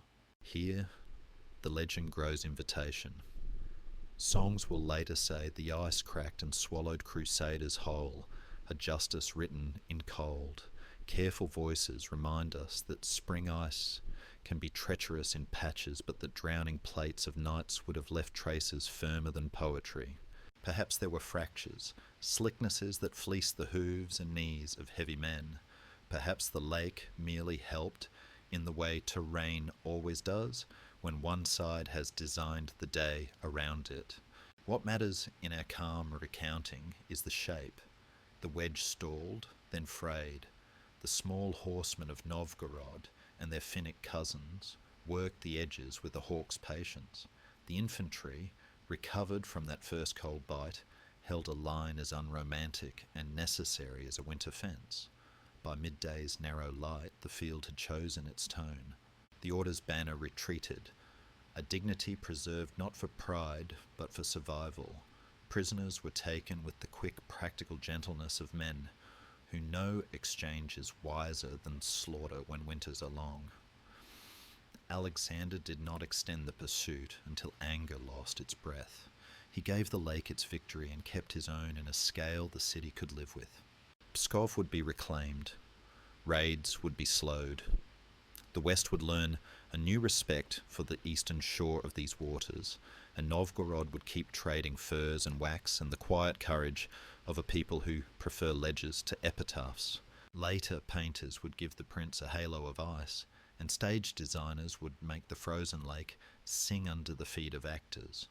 Prokofiev's brass teaching 20th century ears how 13th century iron might have sounded. Historians, with a softer pen, would place the day among hinges that hold a door snug against drafts. A local check, a dignity preserved under pressure. A republic's way of saying enough without needing to shout.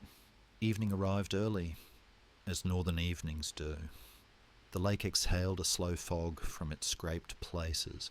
The reeds clicked to themselves in a language the wind always understands. In Novgorod that night, a bell would seem a touch warmer. A market master would rewrite his figures with a steadier hand, and in the cathedral light a young prince would look older for a moment and then exactly his age again. Across the water, in Livonian halls, men would speak of ice as if it were a clever enemy, and would make plans that sounded like prudence. Far south and a little west, however, a different wind was rising, one that carried the ash smell of steppe fires and the hoof quiet of archers who aimed by feel. On fields near Silesian towns with names that chime like old coins, Rostov, Legnica, another April would open, 1241, and Europe would draw a shallow breath as if a cold hand had brushed its throat. The night along Pifus folds itself like a white blanket, and in that fold a darker banner waits, its horsehair standard stirring without sound, beckoning us to part 10. Tonight you're listening to part 10, Legnica, 1241, a dark wind, a brief flame, and the hush that follows hooves. April opened like a page singed at the edges, and on the Silesian plain near Legnica, the grass wore the pale green of a year not yet sure of itself.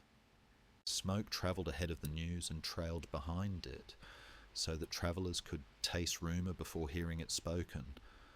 The Mongols were in Poland, lithe horsemen with small tireless mounts, bows that whispered at distances most men still considered a rumour, and a command that felt less like orders than like breath remembered by the body. Duke Henry the Pious gathered what could be gathered. Silesian levies, miners and townsmen with new pride in the charters of their homes. Knights from the Teutonic Order and the Templars. Contingents from Moravia, and small banners stitched by mothers who did not sew for battle but learned quickly. He wanted, with that simple hardness leaders share across centuries, to make a wall where a horizon had broken. The invaders under Baidar, Kadan, perhaps order, moving like a low cloud, wanted another lesson writ cleanly on Europe's parchment, that the steppe could draw lines where it wished, and that resistance would be answered with geometry and speed. Desire rarely travels alone. In Henry's camp, courage walked beside its thinner cousin, impatience. His people had watched towns redden on the sky, Sandomirs, Krakow, and they hungered for a day that would reverse the taste. But the army was a mosaic, tongues that met awkwardly, banners that remembered older squabbles, a mix of men trained for set-piece honour and men more at home behind a palisade than beneath an oriflamme. There was also the ache of absence. King Wenceslaus of Bohemia, hurrying, not yet arrived, distant princes balancing other dangers, word from the south that another storm, larger, darker, had broken Hungary's back at Mohi and might lean this way. In the Mongol camps, doubt took a different shape. They were far from their usual pastures, tethered to fords and fodder. Every day pushed their horses deeper into a country whose hedges and ditches hid tricks. Yet discipline? There was a second language spoken without accent. Tumen and Ming, signal flags and smoke. A way of thinking that turned space into an ally and the enemy's habits into furniture to be rearranged. The outer world pressed with its ordinary precision. A cool wind pulled at pennons. The ground rolled in polite folds that could hide 100 riders until the very minute concealment mattered. Villages, half emptied, watched with the blank attention of places that have already given what they could. Politics made a ring larger than the field. If Henry could hold or hurt the invaders, the West might breathe long enough to knit a wider wall. If he failed, the odour would feel suddenly narrow and merchants would look over their shoulders when they counted coin. For the Mongols, this thrust north was a page in a larger book, written as much for reconnaissance and terror as for territory. They were mapping Europe's arteries in hooves and smoke. Help for Henry arrived in familiar human sizes. A bishop's blessing steadied the raw recruits. The Templars and Teutons drilled weight, promised at least one clean, honest blow. Scouts, some local, some newly bold, brought bits of usable truth about roads, streams, and the angles of approach. He set his line with a decent geometry, wagons drawn into a lager, infantry where they would not be turned by the first gust of panic, cavalry poised to answer feints with something firmer than hope. For the Mongols, there was the mature craft they had rehearsed from the Altai to the Carpathians, light cavalry like quicksilver, heavy contingents held back like a final word, drums that taught distance to obey, black powder grenades, small suns tossed by practiced hands, to jar men into confusion before arrows taught them how far a bow can speak. The morning's handwriting began in cursive. Skirmishers nipped at the flanks, then vanished. A cloud of horse archers watered the air with thin, persistent rain. The Templars stung lowered lances. The Teutons, guarding their pride as well as the flank, matched the lean. The line, which had been a sentence with commas, began to lose punctuation. Henry's centre, steady for a while, stepped forward to keep company with its bravest edges, and the Mongols retreated in that disciplined disorder, which is both invitation and trap. Past the wagons, over the slight swell of ground, onto a plain where the horizon widened just enough to make a man feel taller. The Western cavalry chased, the way thirst chases a well that glints in sun. Then the crescent closed. From both wings, fresh squadrons bent inward. The feigned flight hardened into a hinge. The air thickened with arrow song and the pop of smoke pots. Horses shook their heads at unfamiliar stings. Men coughed and blinked toward shapes that moved faster than their thoughts. In that breath, geometry chose sides. Henry saw the net and tried to cut it.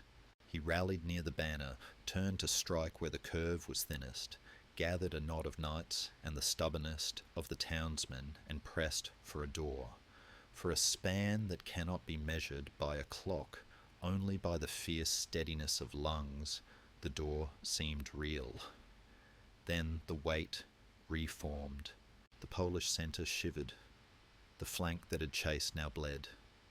The lager, brave, insufficient, became a raft in a confluence of rivers. The Duke fell, some say decapitated, the head later paraded like a sentence torn from its page. Some say crumpled under the press and the dust. Either way, the word hold lost its subject. The banner sagged, then sank. What could be rescued was rescued body by body. A handful of survivors, riding hard for Wrocław and for the older safety of walls.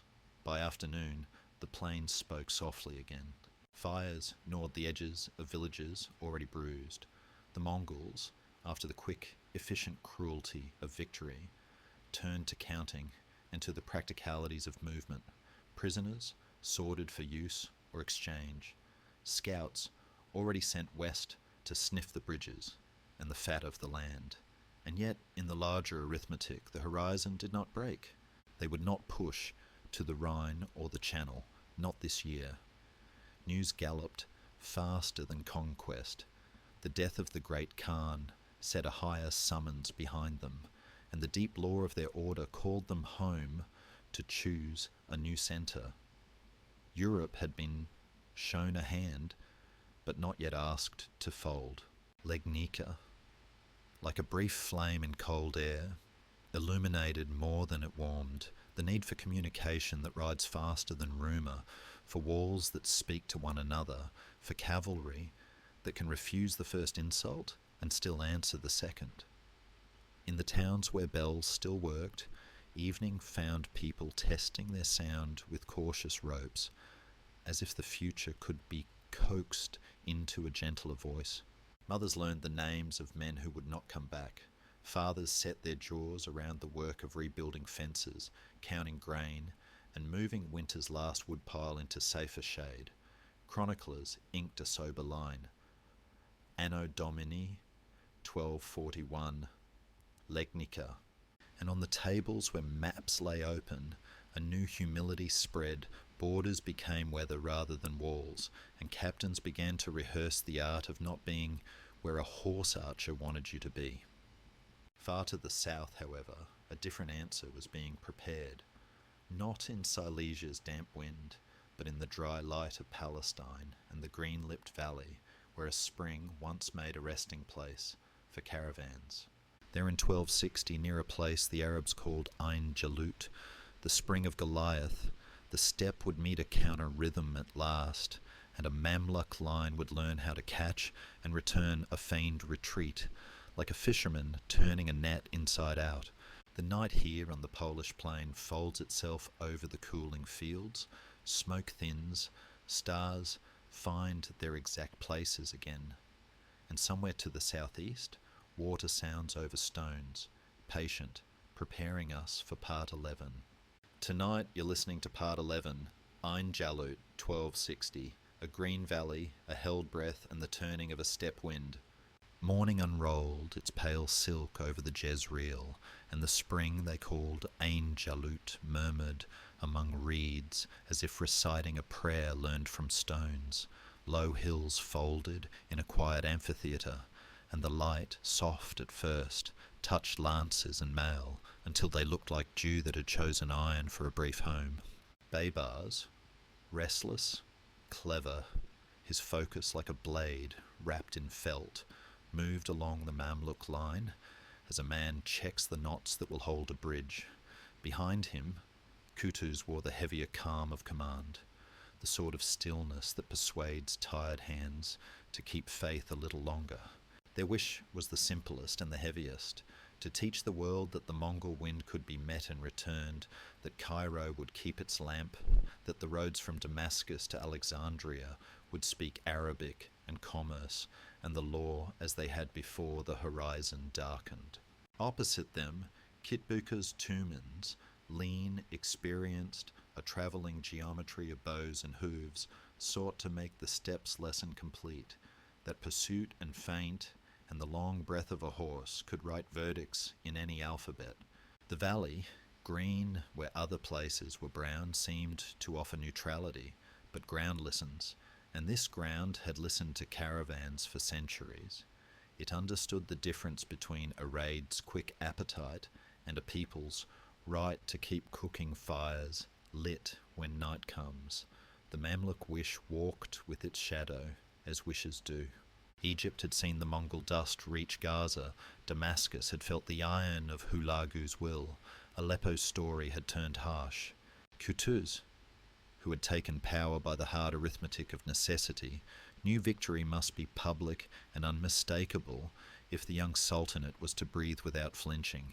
Baybars, an exile returned and a strategist by instinct, knew that daring could outpace prudence and leave nothing solid underfoot.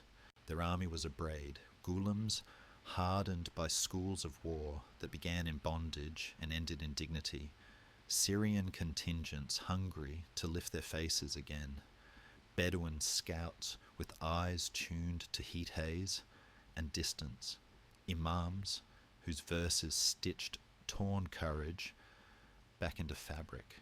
In the Mongol camp, doubt wore a different coat. Hulagu had turned east with much of his strength to attend the higher summons of succession. Allies were fewer here than on the shores of the Tigris, and the Ilkhanid project, so certain in Mesopotamia, now leaned on Kitbuka's talent and on the expectation that Europe's fractured watchfulness would keep other fronts quiet. Yet discipline, for them, travelled easily. The crescent feint, the sudden hinge, the volley that begins as sting and becomes fog, the confidence that any enemy can be lured out of shape and then folded. The outer world posed its terms with ordinary exactness. The valley offered cover and ambush, a patchwork of orchards and terraces, dips in the land where a man on foot could disappear from a horseman until the last breath. The heat would rise into the noon like a clear pressure on the tongue. The spring promised water for those who kept their hands steady enough to reach it. Politics pressed from far off like a palm at the small of the back. If the Mamluks failed, the Nile would hear a new language. If the Mongols failed, the edge of their western map would suddenly blur, and cities from Aleppo to Hama would relearn their old prayers with relief. Even the Franks on the coast, neither friends nor enemies in clean lines, watched with the practical neutrality of men who trade with all winds. Some chronicles suggest a guarded passage across their lands for the Mamluk march, a reminder that survival breeds unexpected civility. The day itself began like a held note. Help arrived in the shapes that do not glitter at first glance. Baybars laid an ambush with the careful joy of a craftsman, vanguards made visible, reserves folded into the valley's shoulders, dust patterns rehearsed so that even the air would tell a plausible lie. Qutuz kept a reserve whose meaning was not to be explained until the moment came. His voice was sparse, but the line heard it and stood as if standing were a right. For Kitbuka there were riders who could ride on wind, scouts whose eyes were clocks, and the hard habit of victory that turns caution into a servant rather than a master. He had Armenian and Georgian allies, men who had learned the Mongol grammar and could speak it with conviction. He had, too, the iron belief that the steppes' methods, if repeated with fidelity, would unstring any bow put up against them. So the threads touched. Baybars opened with harassment, drew the Mongol edge into motion, offered ground in careful mouthfuls. The enemy pressed as they were meant to, finding satisfaction in a vanguard that seemed always nearly afraid. Arrows traded syllables across the green. Horses churned the spring-splashed soil to a dark paste. The valley's edges began to lean inward with the weight of watching. Then came the hinge. Mamluk retreat that wasn't, Mongol pursuit that was. The classic dance reversed. When Kitbuka's forward momentum stretched his formation, looking for that moment when the enemy line would lose patience and become prey, Baybars turned the page. From the folds to either side, Mamluk wings unrolled like well-kept banners. The reserve moved, and archers, settled and sure, wrote their own script on exposed flanks. For a breath, the valley held everything in a balanced palm. Then Kotus spent his kept coin. He threw back his helmet, the better to be seen, and drove the centre forward with a shout whose words were less important than their shape. Not a roar, but an imperative that felt like a door opening where no door had been. The line obeyed. Geometry belongs to those who keep their heads level when dust rises. Kitbuka, fierce, unwilling to take backward steps as policy, tried to rethread the net. He gathered his core, struck where the Mamluk hinge looked newest, and for a moment the old taste returned. Shock, split, turn. But the valley had taught the defenders its vocabulary. Their horse did not lunge so far, it forgot to return. Their infantry stayed married to ground even when the marriage felt dull. The ambush, sprung completely now, traded its surprise for a pressure that did not ebb. Chroniclers love a single instant. Kutus's cry, Baybars's signal, but the field's truth was a minute-by-minute unweaving. Flanks frayed, a standard dipped, a captain fell. The spring kept speaking under it all, as if water were the world's oldest witness. Kitbuka was taken and killed, some say by the common measure of battle, others with a sharper edge of reprisal. Scholars will note the divergence and then agree on the consequence.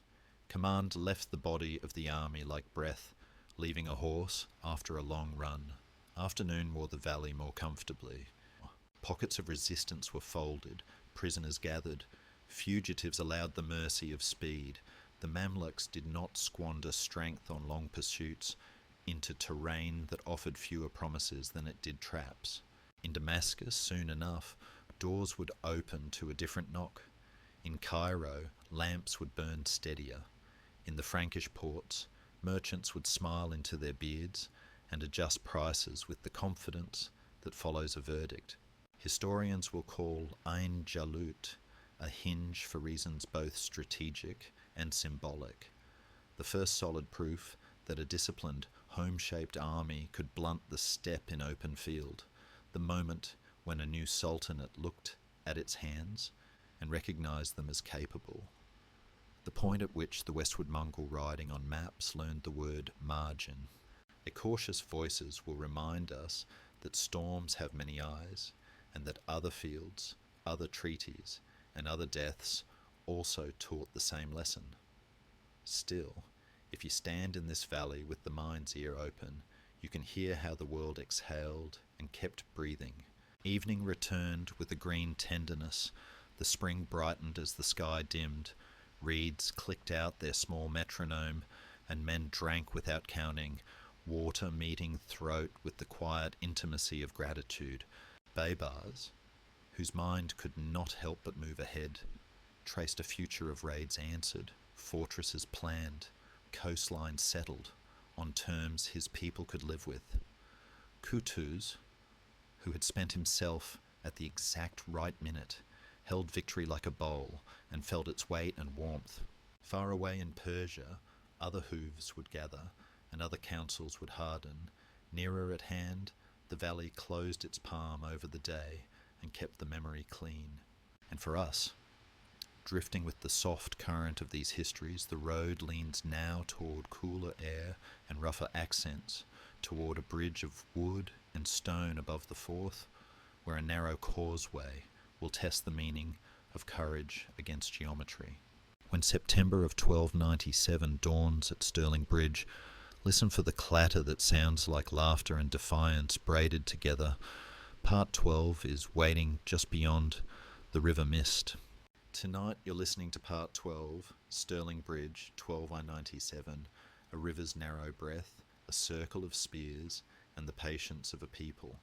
Dawn lifted a pale mist from the Forth, and the water ran brown and thoughtful beneath the wooden span that funneled the north into the south. Marsh pressed close on either bank like damp pages, and geese, untutored in politics, stitched the sky with easy letters. On the slope above, two young leaders shared the cool air, William Wallace with the weather of the woods still in his voice, and Andrew Murray, quieter, a mind like well-planned timber, each wanting not a legend but room for markets to speak Scots without paying for every sentence in coin and fear, room for parishes to keep their bells, for heather to be merely heather. Across the water, banners thick with lions and leopards gathered under John de Warenne, Earl of Surrey, with the King's Treasurer, Hugh de Cressingham, urging speed. The English host, neat in its confidence, wanted a quick verdict that would tidy the map and move revenue and restive talk back into their proper ledgers. Between these wishes, the river kept its old language, syllable by syllable, as if to say that crossings are always bargains with time. Desire, as ever, carried its shadow. Wallace felt the ache of raw levies, farmers with hands like knotted rope, millers whose courage outweighed their training, men who had learned to fix carts, not charge horses. The memory of earlier defeats ghosted the edges of every order. The North could be brave and still be broken if it fought on terms the South found comfortable. Moray, rallied from the summer's risings in the Highlands, knew too the limits of luck. A wound can shut a future with the quiet of a door. In the English camp, doubt wore another coat. Surrey, not young, measured the day with the veteran's reluctance to squander. Cressingham, fed by arithmetic and impatience, pressed for action. Cross, deploy, sweep the hillside of its nettles. The bridge itself, narrow, 2 riders, abreast at best, spoke practical caution in a small, insistent voice. The outer world set its terms with ordinary precision. River and marsh conspired to make cavalry smaller than its pride. The causeway north of the bridge was a finger pointing into bog. The ground the Scots chose, raised, springy, with room to gather, favoured men who could grow still under pressure. Politics leaned from far away. Edward the Turn's wars in France, accounts to balance, a kingdom convinced that order meant uniformity. In burrs from Aberdeen to Lanark, mouths repeated prayers with a new note in them, half petition, half promise. The day's light came thin at first, then clean, as if the air had been washed for clarity. Help, when counted, looked modest. Wallace and Moray taught their people a shape, schiltrons, circles and hedges of spears, bristling like winter gorse, with gaps for breath and movement. Archers scattered, where wind and in line of sight gave their work a chance. Small horse, held back not for pride, but for the minute when a door would briefly appear. There were clerics with a blessing that steadied the hands, lords of smaller names whose local loyalties bound tighter than proclamations. Across the river, the English had what armies always envy: numbers, mail, bright destriers for the charge, crossbowmen and longbowmen who could ride on distance, but numbers could not cross 4 at a time, and destriers disliked mud with the impatience of noblemen. The bridge made a metronome of the morning. Every decision would have to click to that beat. The first notes were cautious. A few English companies crossed, felt the ground spring and its treachery, looked up at the spear hedge that did not move, then waited for the next heartbeat of the bridge. On the slope, Wallace let the silence build. Desire wanted to rush, discipline asked to breathe.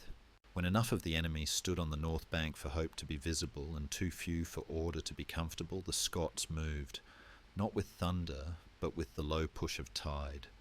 Schiltrons leaned as one.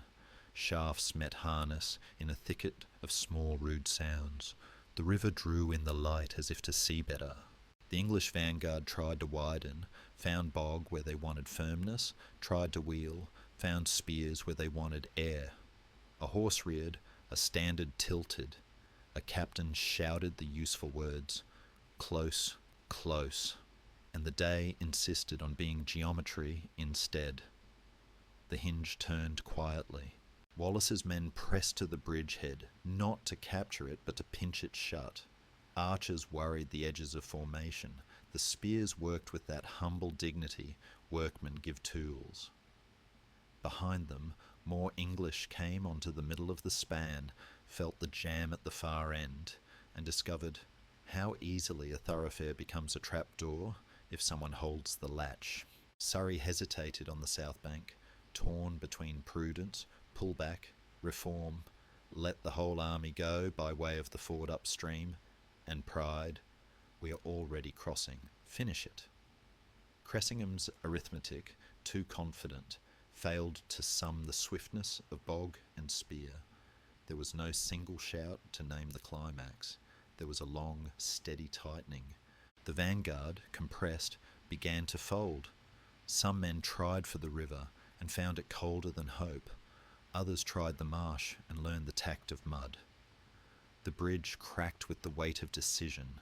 Planks groaned, not quite breaking, but breaking resolve. When the Scots' small cavalry slipped round to harry the flank, and the schiltrons stepped again, as if time itself had nodded, the verdict took. The English on the north bank were cut off.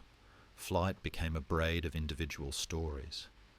In the scuffle at the water's edge, Cressingham fell and did not rise. The chronicles preserve an unkind afterward to his death. We will not savour here. On the slope, Andrew Moray fought and was wounded, mortally, as it would prove, a quiet cost woven into the bright cloth of the day. Wallace did not chase far. The work was not to scatter south, it was to hold north. Afternoon found the river's voice returning to itself. Survivors laboured back across the span or fled for the ford. Surrey, chastened, withdrew to Berwick and to the colder calculations that follow hard schooling. The Scots gathered their breath, counted their own loss, and felt something large exhale through the marrow of the land. In months that followed, castles listened more carefully when Scottish voices knocked. Wallace was named guardian in Moray's absence, a duty that fits like a crown only if worn as a yoke. Merchants looked up from scales with lighter eyes. Parish bells sounded rounder. Scholars will argue about the sizes of victories, whether bridges win wars or merely rearrange them. But even careful pens mark Stirling Bridge as a hinge, proof that ground, patience, and a common will can make a small army taller than its measure. Evening drew a cool shawl over the fields. Midges rose where marsh had been troubled. The span, scarred, still standing, kept its place between counties like a narrow breath, held and released. On the hillside, spears lay in bundles, smelling of sap and iron. In a makeshift tent, men sat with Moray and spoke softly, as if volume could bruise a departing soul. Wallace looked south without hatred, only with the long attention of someone who has read a difficult page and knows there are chapters yet that will not be kind. And beyond this quiet, beyond the winter that would tighten belts and tempers, the road bent back toward the same river and the same town, but under a wider sky and a different king. In June of 1314, the burn would murmur through reeds. Bruce would kneel in armour on wet grass, and a nation would learn the shape of endurance all over again. The night gathers around Stirling, and on that nearby meadow the air already holds a green promise for Part 13. Tonight you're listening to Part 13, Bannockburn 1314. Green water, patient spears, and a nation learning its own heartbeat. Midsummer leaned over the fields south of Stirling, and the Bannockburn, brown-green and soft with weeds, threaded its small persistent music through meadows that smelled of clover and horse. Robert Bruce stood in the new park's dappled light, oak and hazel shading the earth, and breathed the same air as his men, who had learned to stand very still and let their thoughts grow quiet. He did not wish for grandeur. He wished for room for kin and parish, for markets that paid their dues northward, for a crown that felt more like stewardship than ceremony. Beyond the burn, Edward II's host unfurled like a page too full of ink, banners of earls and magnates, bright with lions and leopards, a press of knights and archers and carts that creaked with the weight of a kingdom's certainty. The hinge of it all was a modest stone fortress, Stirling Castle, promised to be relieved by Midsummer's Day or surrendered to Bruce's brother by the governor's own stipulation. Time, like a careful scribe, had drawn a line under the date, June 23rd, then June 24th, and now the day itself stood ready to be measured. Desire walked with its shadows. Bruce had welded fractious lords into a slower, steadier alloy, but memory still kept old quarrels close. He had taken a throne, not offered so much as claimed, and the price of that claim had been years of winter marches, small sieges, and the hard lesson that a crown sits best on a head that kneels often. His army was not large, it was taut. Schiltrons drilled until the rhythm of stepping forward inside a forest of spears felt as natural as breathing. A handful of light horse under Keith, archers tucked where the ground allowed a clean shot, priests with blessings that sounded like instructions for staying calm. Edward's host had its own unease under its confidence. The road from Edinburgh had narrowed their grandeur into columns. The cars by the burn were soft, marshy shelves and channels that turned weight into disadvantage. Earls debated method, and pride, as ever, wanted to ride before prudence had finished saddling. The outer world laid its terms like quiet tools. The burn's banks cut and dipped, and the fords that looked friendly were guarded by mud and the memory of rain. The new park's trees narrowed the approach, made cavalry feel too large for the path. Bruce's men had prepared the forward ground with small, honest cruelties. Pits scooped and disguised, stakes planted, where a gallop might become a stumble. Summer's long light promised time to think, and then think again. The castle's oath promised the opposite. Between these promises the air rested at the cool end of warm, an ally to men who would fight close and on foot. The Eve's Prelude is a story careful pens keep. An English party pressed too boldly, and Sir Henry de Bohun, young, eager, on a tall horse, with the sun scattered in his helm, found a lane toward a single rider in a crown. Bruce turned his small mount, stood in his stirrups, and let the axe fall like a single, sober syllable. The young helmet opened, and with it, the day's etiquette. It was not triumph, but composure. He rode back and had the broken axe replaced.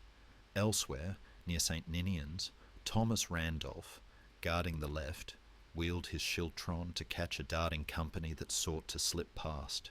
Spears bristled, the circle held, and the horsemen, surprised by a hedge that moved and yet refused to break, drew off. Night gathered with the sound of many tents and few songs.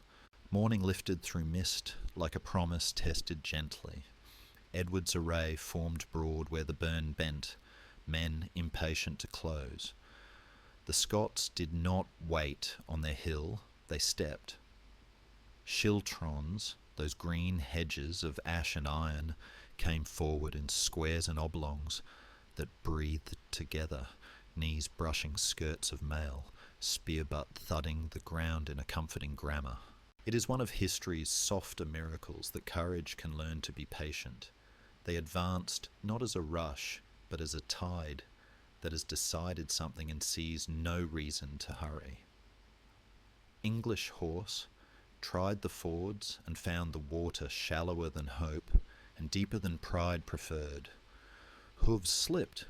Men cursed the feel of wet leather and the quick, cunning cruelty of a concealed pit.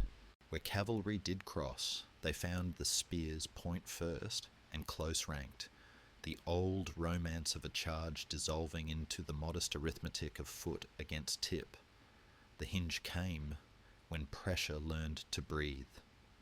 The Scots pushed their hedges down off the slope and into the cars, slowly shouldering the English line toward the marsh. The burn, small and chatty, became a wall, because men made it one. English archers, deadly when the ground cooperates, lacked a clean lane. When they finally found it, Keith's light horse slipped out and broke them like a straw fence, not with slaughter, but with scattering. In the press near the centre, Gloucester fell. The king's household fought like a buckle that refuses to open, yet the room to deploy their strength kept narrowing, each yard of softness underfoot turning weight into a punishment. The Shiltrons leaned again, a green geometry insisting, and the whole vast English array began to look like a great garment caught on thorns. There are the small legends, too, that visit at the edges of big ones. Camp followers and townsfolk, the small folk, cresting the horizon on a rise, their shadows taller than their courage, and yet that sudden silhouette lent the Scots another breath. Whether or not it mattered to the line, it mattered to the telling. In battles that belong to nations, everyone wants a hand on the thread. Edward, pressed and surprised by how quickly abundance had turned cumbersome, yielded to the better instinct, survival, and was drawn off the field.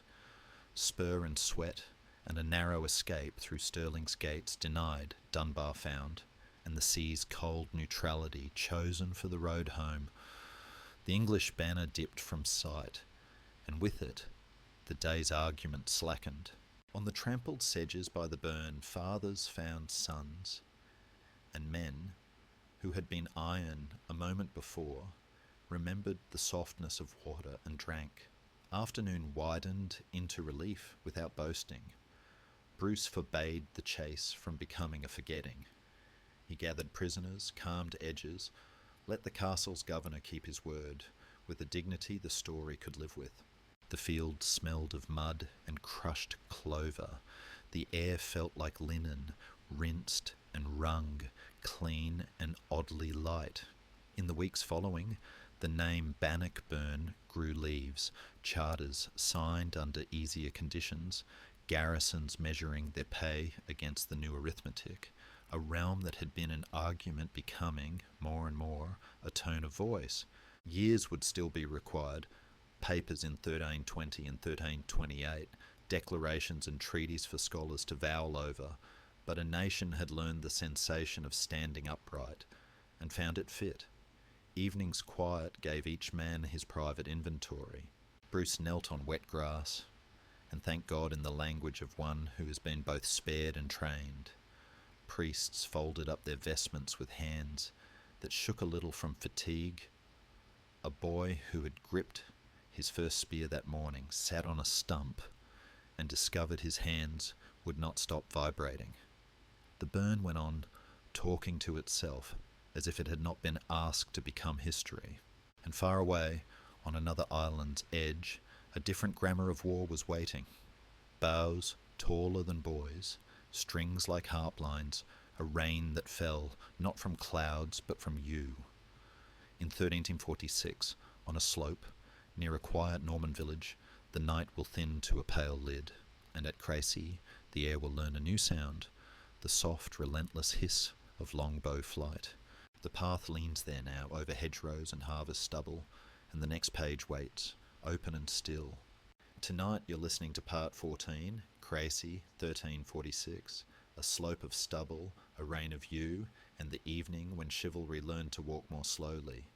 The afternoon over Normandy was the colour of pressed linen, and near the little village of Crécy-en-Ponthieu, a low ridge rose from fields already marked by harvest, the neat stubble of wheat, the earthy breath of turned furrows, hedgerows, keeping their quiet borders.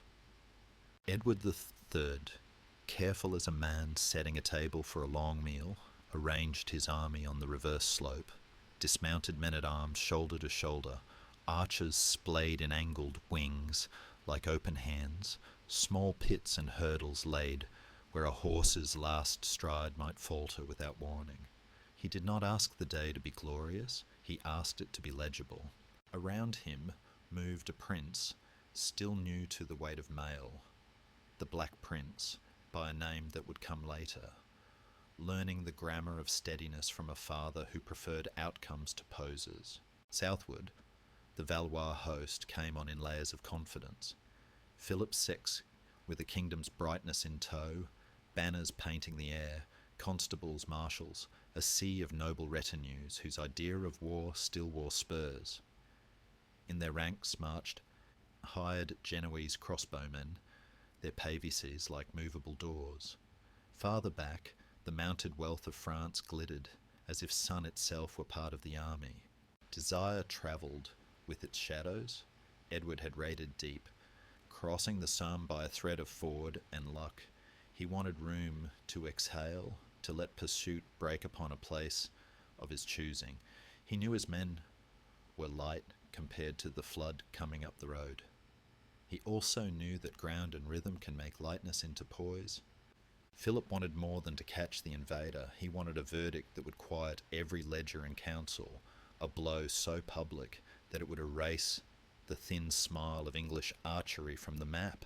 But haste had been whispering in French ears all day, messy marches, columns colliding, orders outrun by hooves, and the sky threatened one of those brief taut showers that wash dust into gloss. The outer world entered without ceremony and with exacting terms. Rain did come, a skittering sweep that darkened the soil and damped bowstrings. The long bowmen unstrung and tucked their cords beneath caps and belts with the unshowy instinct of craftsmen who have done this in many fields. The crossbow strings, twisted of sinew, did not forgive weather so easily. The slope itself was modest but decisive, enough to hide intentions, to steal speed, to make men on foot feel stable, and men on great horses feel slightly taller than the ground liked. Ditches, cart tracks, and those honest English tricks, the little pits and trip banks, breathed patience into the ridge. Help, as so often, wore the faces of practice and listening.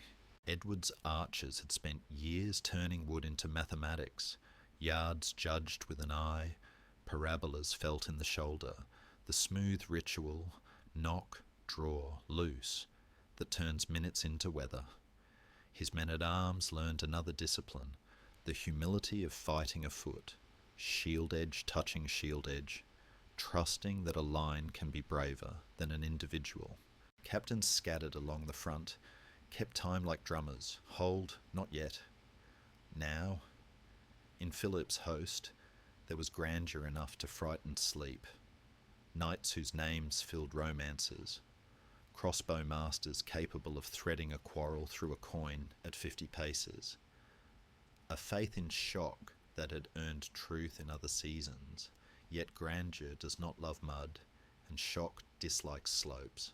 The music began with the wrong instruments. The Genoese were thrust forward, tired from a long march, their parvises lagging, their strings sullen from rain. They loosed a few shafts found wood and mail, but the English hillside answered in a different register. Great fans of arrows hissing like rain that had remembered its point.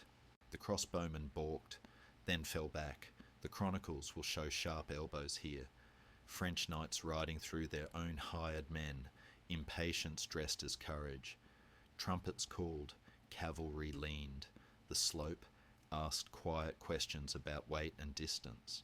And then the chargers came, beautiful in their first strides, hooves beating the old syllables of honour, only to reach the furrowed foot of the hill and find the world irregular, a rut, a pit, a hedge of stakes here and there, men-at-arms braced on foot, and on both flanks the unceasing stitch of yew.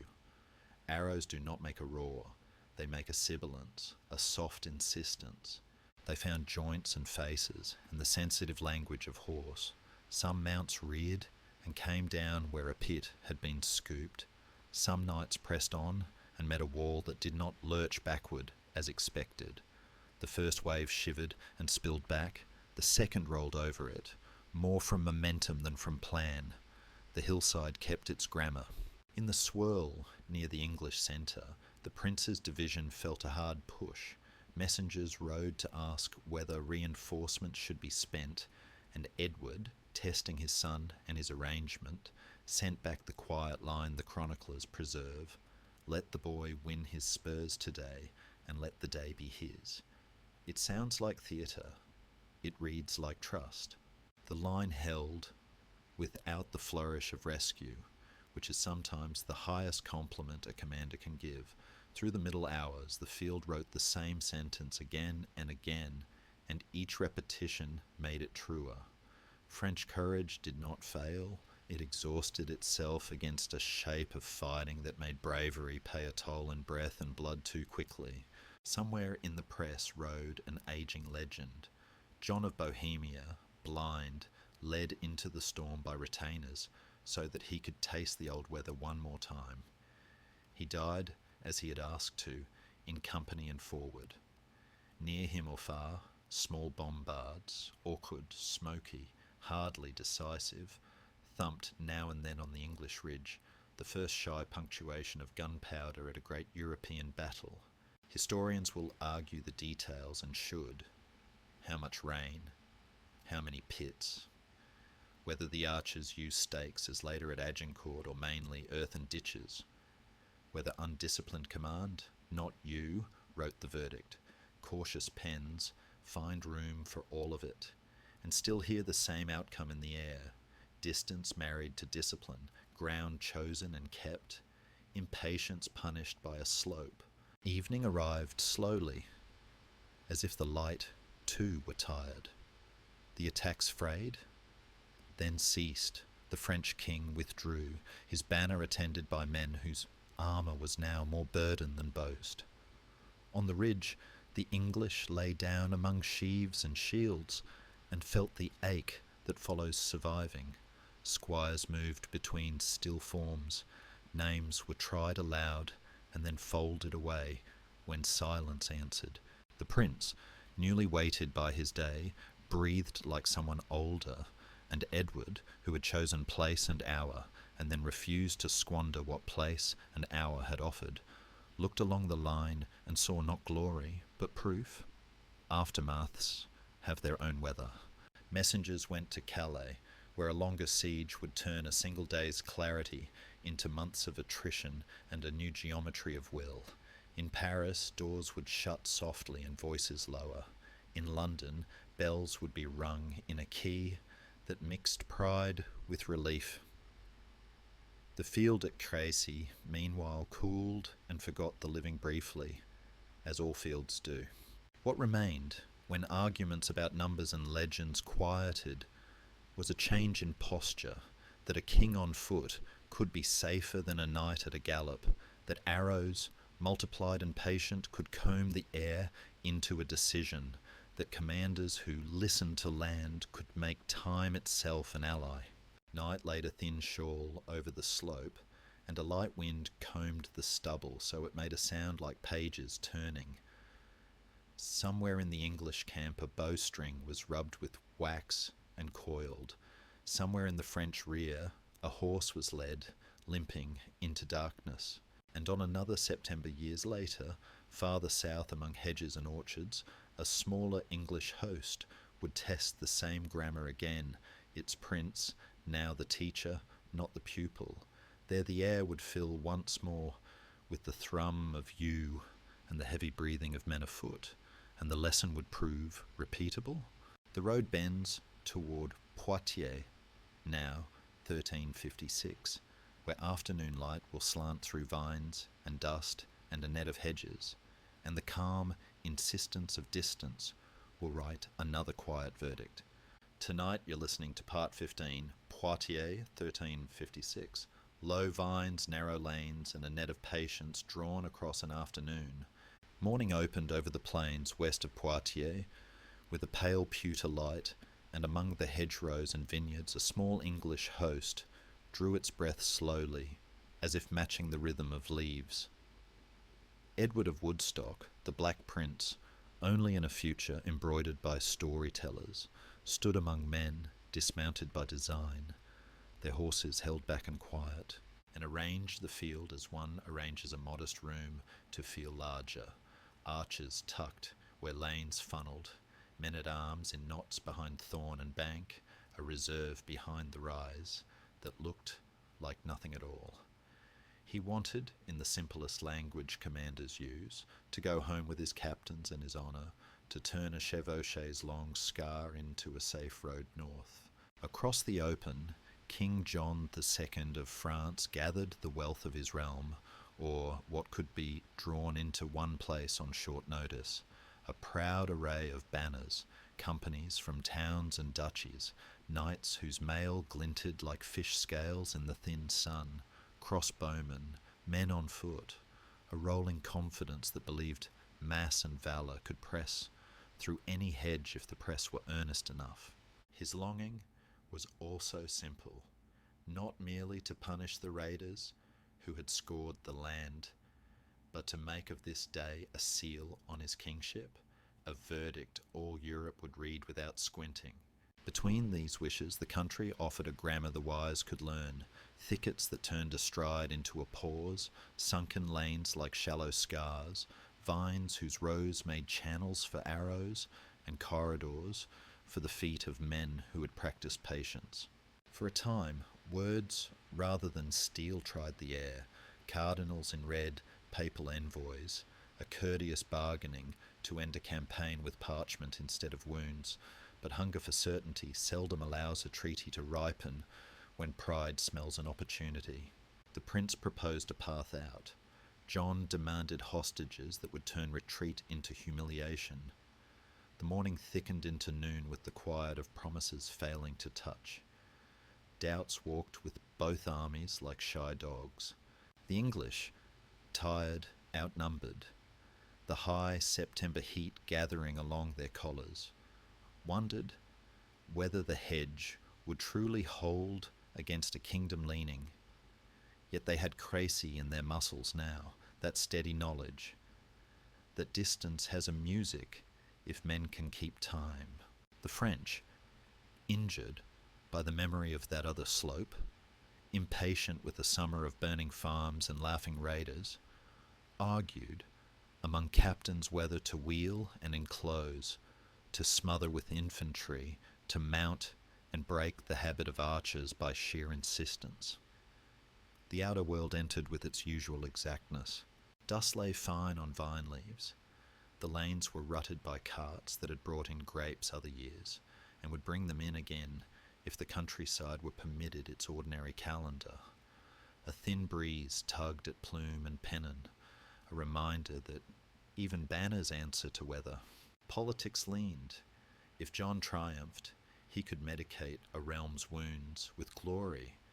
If he failed, ransom and rebellion would be the syllables of winter. The prince, for his part, knew that a single mistake could turn his expedition into a capture, with a price written in gold and shame. Help wore modest faces. The Captal de Buch, Jean de Grailly, rode out with light horse to scout the French flank, and would later set his hand on the hinge of the day. Sir James Audley, eager and devout, took the dangerous place with companions who understood that a vow is a kind of geometry. Archers waxed strings, counted shafts, fixed their feet in the small hollows that make a stance feel like a prayer. In the French council there were good intentions enough to fill a book. Marshals dividing the battle into martial chunks, constables assigning banners their honours, a plan to soak up arrows with the press of dismounted nobles, and then let mounted strength unpick whatever line remained. They came on in layers. The first French battle on foot climbed into the hedge of thorns and yew, raised parvises, lifted shields, and found the air full of that quiet, relentless sound. Arrow flight, a sibilant insistence that picks at joints and visors, and at the confidence of horses waiting behind. The English and Gascon men-at-arms did not leap. They leaned forward a little, back a little, like a door braced against too many hands. The first push recoiled. Behind it, the second formed, heavier with dukes and pride. Somewhere along the edge, Audley went down and was carried back, pale and satisfied that his promise had been spent in a currency he recognised. Then the fight grew nearer. Archers stepped from lanes to flanks, swords and bills worked in tight spaces where a man can smell leather and hear breath through teeth. King John, for all the later ink that calls him unlucky, did not melt. He pressed and pressed again, with his sons about him and the great companies tugging at the net. But the net belonged to those who had tied it in the right places. When the second French mass ground itself down against bank and thorn and the arrowed edges, when fatigue and the weight of armour began to argue against pride's tempo, the capital's little cavalcade looped wide and came in at the rear, a sudden, precise nuisance that felt larger than it was, shouting where confusion had already ghosted the ranks. At the same time, the prince unpinned his reserve, a mounted counterstroke, not grand, just timely, down the shallow dip that had hidden it all day. Pressure, rephrased, became opportunity. The French line, brave to the bone, began to open like cloth scissored from two directions at once. The end was not a thunderclap, but a gathering of consequences. Standards fell, and were lifted, and fell again. Knights who had promised not to be taken alive found the arithmetic had changed. The Oriflamme's guardians bled where vows require.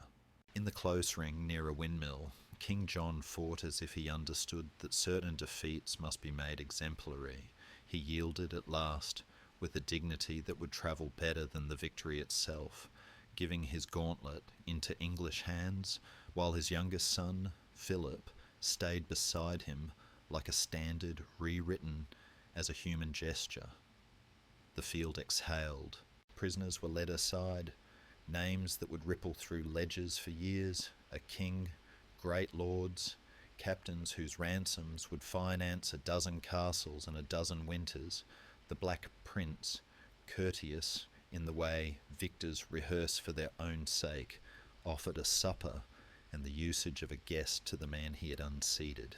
Scholars will argue the recipe, hedges and lanes against weight, the husbandry of arrows, command scattered by class and courage, the flank made meaningful by a small deft ride, the prince's refusal to hurry.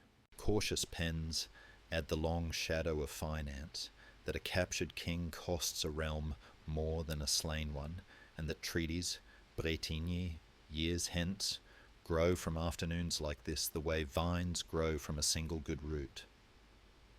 Evening folded over the vineyard softly.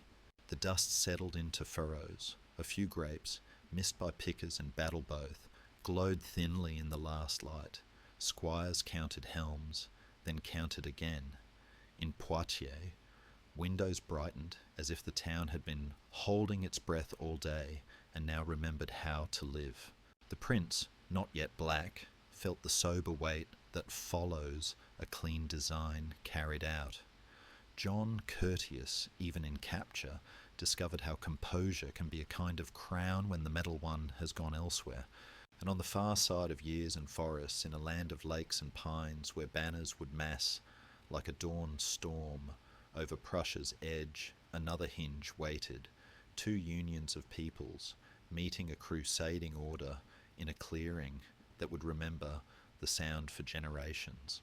When the summer of 1410 lifts above Grunwald, Tannenberg to some, the air will darken under cloth and lance, and a different kind of verdict will walk out of the trees. The night here smells of vine and trampled thyme, and somewhere northeast, a conifer shadow gathers, inviting us to part 16. Tonight you're listening to part 16, Grunwald, Tannenberg, 1410. Two swords, a dark pine edge, and a summer afternoon that changed its mind. Morning rose broad and bright over the clearings between the villages of Grunwald and Tannenberg, and the fields lay like pale cloth spread beside a green hem of forest. Larks stitched sound into the sky, while banners collected their colours from the early light. King Władysław Jagiełło, quiet on a low rise, with an oak for shade, let the day breathe through him, as if patience were a kind of armour. Below, the long-braided host of the Polish-Lithuanian Union settled into its own slow rhythm. Polish lancers angled like wheat before harvest. Lithuanian light horse, under Vytautas flickering along the right like quick water under leaves.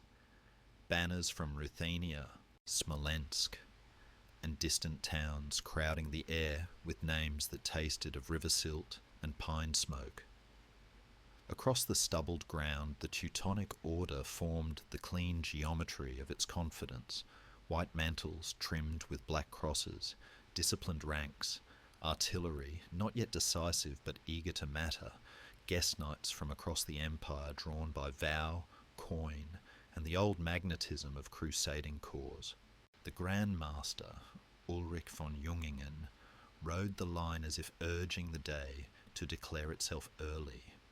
The order wished for a verdict that would tidy borders and history at once, a blow to teach the young Union humility, to affirm stone castles and written charters as the proper grammar of this Baltic edge. Jagiełło, older and more spacious in his mind, wished for something less theatrical and more durable, a map that would stop moving under the feet of farmers, a crown that could rest in a language shared by plains and forests, a future where alliances were not blankets pulled thin at the edge of winter. There came before steel a ceremony with the shape of omen, 2 swords offered by the order's envoys, hard politeness wrapped in taunt. Take these to find courage enough to fight in the open. Chroniclers wrote it down.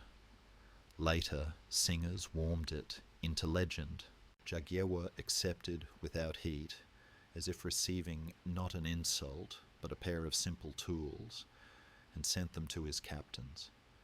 The morning thickened into noon, humming like a hive that knows its own business. Doubt walked with both camps, as it always does. In the Polish ranks, men remembered sieges and border raids that had turned to mud and attrition. Some squires cast glances toward the forest, comforted by its closeness as by a wall. Among the Lithuanians and their Tatar allies, the air crackled with the appetite of movement, bows unbundled, ponies restless, a language of skirmish that disliked standing still. Vytautas, keen-eyed and impetuous, measured the distance from daring to disorder, and felt how narrow it can be. In the Teutonic lines, discipline brushed against pride. The order had rehearsed victory in these lands for a century, but victory, held too tightly, can forget to listen. Heat arrived as a third army, July 15th, pressing its warm hand upon breath and vision, armour becoming a furnace no one could remove without removing resolve. The outer world set its plain terms, stubble tugging at hooves, soft places underfoot, where last rains had not finished their slow work, a slight roll to the ground that made charges arrive, a heartbeat later than intention, a wind that carried dust and arrow whisper toward the wrong ears. Artillery coughed, shy and smoky, arrows began to scratch at distance. Then the wings unfurled and the field learned its grammar. Vytautas loosed his right, Lithuanian and Tatar riders, quick and bright, laced the Teutonic flank with feints and rushes, testing the discipline that wears a black cross to steady its hand. The order answered with the strong strokes it trusted, heavy cavalry and clean wedges, hooves riding insistence on the soil, lances promising neat conclusions. On the left and centre, Polish banners leaned forward in measured steps, men-at-arms dismounted in places where ground favoured routes over leaps, the Smolensk contingents, stubborn, red-bannered in some tellings, took the brunt and stood longer than expectation, a small hinge that would matter later. Then the Lithuanian right bent, part flight, part design, part the old instinct to survive so you can strike again, and dust rose in a broad sigh. The order read the sign the way they had been taught to read it. Pursue, press, turn, retreat, interroute. Many did, carrying weight and certainty away from the centre like a river that has found an easy channel. Historians still argue gently by candlelight, feigned or real, perhaps both, braided in the heat, men giving ground as planned until the plan became necessity, then turning that necessity into an invitation the pursuers could not refuse. What matters to our sleeping ear is the shape that remained, a Teutonic centre now leaner than it looked, flanks stretched, the polish of the line dulled by success, a Polish core that had not moved beyond its patience, a forest edge that held silence like a second reserve. Jagiełło, who had prayed, as if memory itself were a psalm, sent his pages with small instructions that made large sense, banners to hold, others to step, arches to widen the net, reserves, those ordinary miracles, drawn forward as if time were being poured from one bowl to another without spilling. The order gathered itself for a clean-cutting charge toward the royal standard. Ulrich, brave to the bone and unwilling to let the day drift, chose to be the blade rather than the sheath. They came hard. For a breath the red field of Krakow wavered. Then the cloth steadied and the rings of men around it breathed together like a single chest. Somewhere in that press the Grand Master fell, some say taken by a swirl of halberds and anger, some by a simple stroke in a place no plate can cover. When a commander like that drops, sound changes, commands loosen, seconds lengthen. The Teutonic banner, those black arms on white, tilted, then found no friendly wind. Vitautas returned, not as a rumour, but as a wide shadow with edges, and the Lithuanian right, recoloured now as resolve, washed along the order's exposed side, turning earlier pursuit into a lesson folded back upon the teacher. The Polish line, encouraged by the quiet weight of their king's composure, advanced again. The net closed, not with a trumpet, but with the slow persistence of men who have decided not to be hurried. By late afternoon the field had rephrased itself, islands of resistance, rings of prisoners, the broken music of flight in every direction the sun could point. Knights who had come for clean glory found themselves heavy and thirsty, under a sky that felt suddenly indifferent. Those who surrendered discovered that courtesy could survive even here, among wheat stubble and overturned cart tracks. When evening laid a longer shade from the forest, the great castles of the Order, Marienburg especially, loomed in the mind like problems for tomorrow.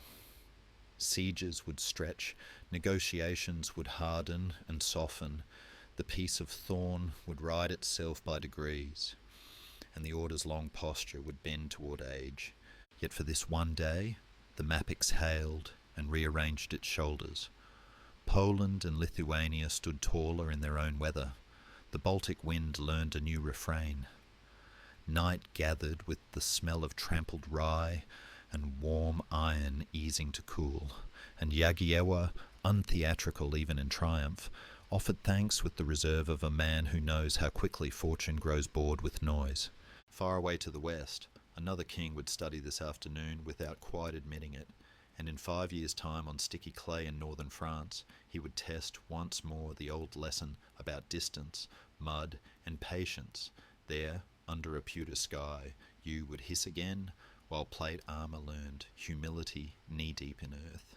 The pines here darken like a closing book, and somewhere beyond them, a narrow field at Agincourt waits for part 17, quiet as a breath held before rain. Tonight you're listening to part 17, Agincourt, 1415, a narrow field, low rain, and the slow patience of mud. Morning lifted like pewter over the strip of ground between the woods of Tramecourt and Azincourt and the autumn clay, worked by recent rain into a heavy kindness that would not let go, breathed a quiet steam. Henry V stood among his people, tired from a siege and a march that had thinned them to resolve and bone, dysentery whispering in the ranks like an uninvited counsellor. He did not ask the day to sparkle. He asked only that it carry the shape he had chosen. Men-at-arms on foot, close and spare, and on either wing long bowmen behind rows of sharpened stakes angled like bristling hedgerows. The night had taught them what the ground wanted. Strings unstrung and kept dry under caps, arrows counted by touch, stakes driven where a horse's last stride would hesitate. Across the churned stubble, the French gathered with a wealth the sky could not dignify. 3 battles, marshalled by constable and marshals, banners bright as orchard fruit, plate that made a man feel taller than weather, mounted companies eager to turn a narrow English posture into a memory. Their wish was not cruel, it was certain, that numbers, honour, and the old grammar of shock would close the book on an intruder who had had his siege and his chevauchée, and should now learn to bow to arithmetic. Between the 2 wishes lay a corridor of sodden earth that pinched cavalry into discomfort and made plate as heavy as truth. Henry's desire travelled with its small shadows. Rations were thin, the sick list long. Bowmen had marched barefoot, their souls toughened but not insensible. Veterans still remembered how a plan can dissolve when a single decision arrives a heartbeat late. Yet the king's composure, prayer spoken low, gloved hand to visor, the matter-of-fact cadence of a craftsman, moved along the line like a draught of warmer air. Among the French, doubt wore a more gilded coat. Roads clogged their approach, commands met one another at angles, and the impatience of splendour, eager for a tidy answer by noon, pressed from behind as much as the enemy did from ahead. Rain clung to fletchings and cloak hems. The woods on either side narrowed the day into a paragraph with very little margin. And then the outer world, the part of battle that has no malice and no mercy, set its terms.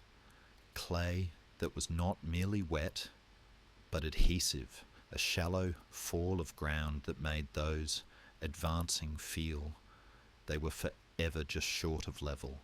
Air cool enough to keep breath visible so that formations looked, from a little distance, like living things, steaming in a field.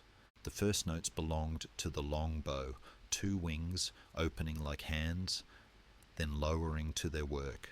Not a roar, but a sibilance, the soft stitch and hiss of shaft passing, a sound like rain that had learned precision.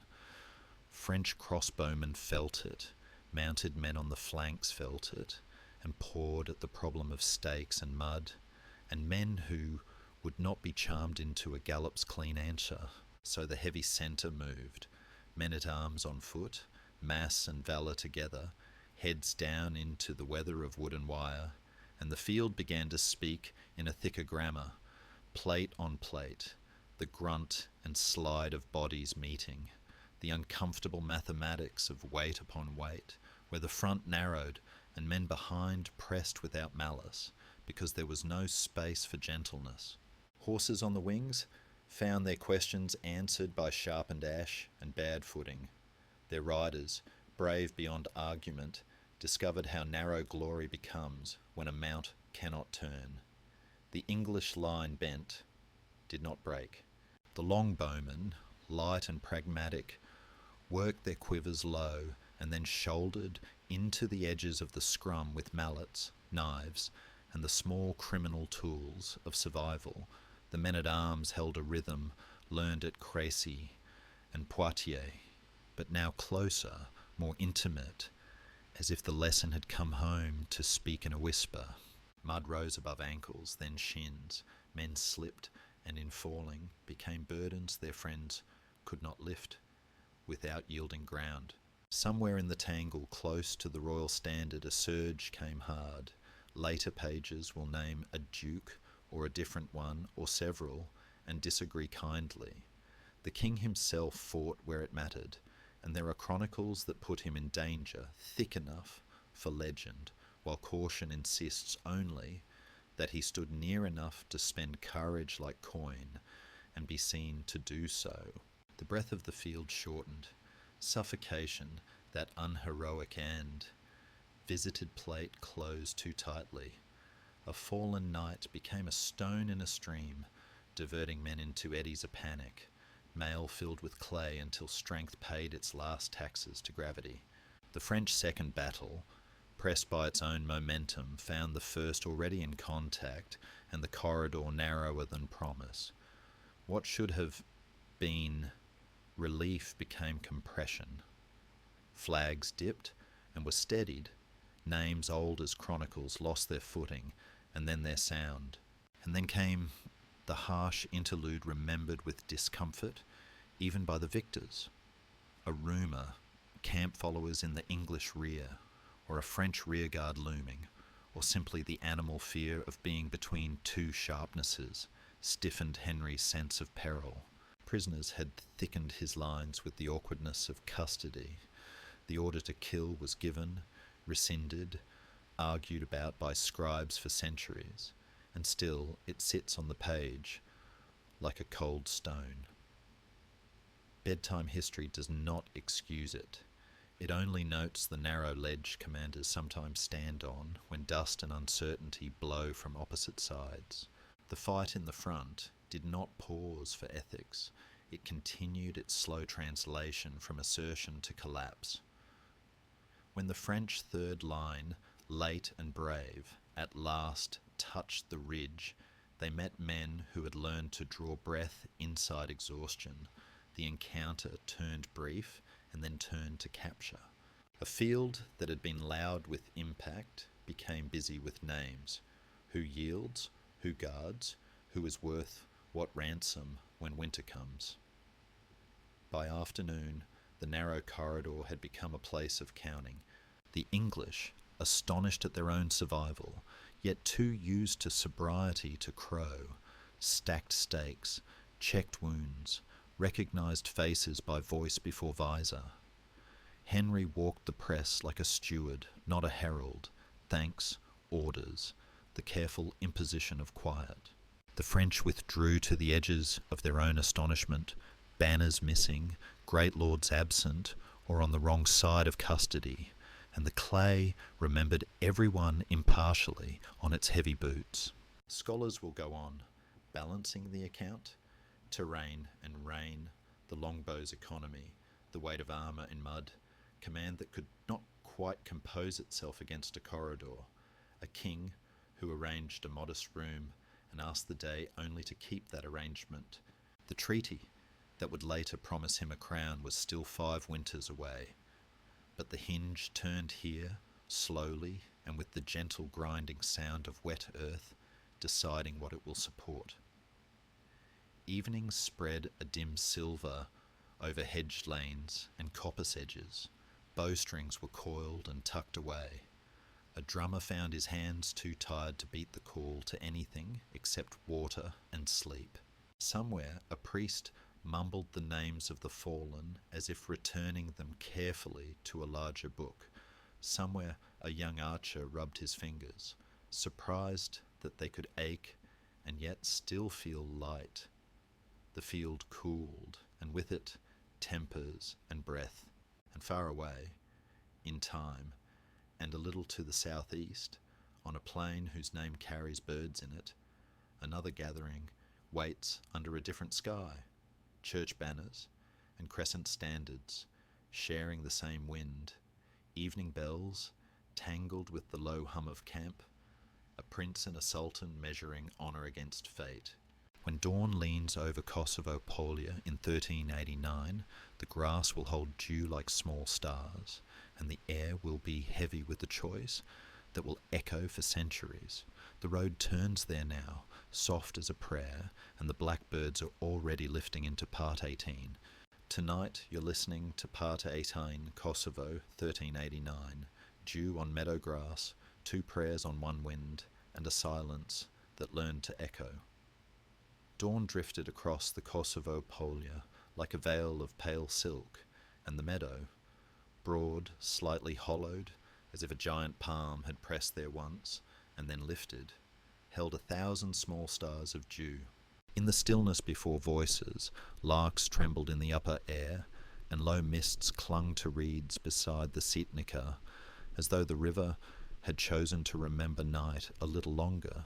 Prince Lazar Hrebeljanović stood among his banners with the composed gravity of a landlord of souls. Around him, Serbian nobles in bright surcoats, Bosnian and Vlar contingents, a fretwork of spears and mail that smelled faintly of oil and beeswax.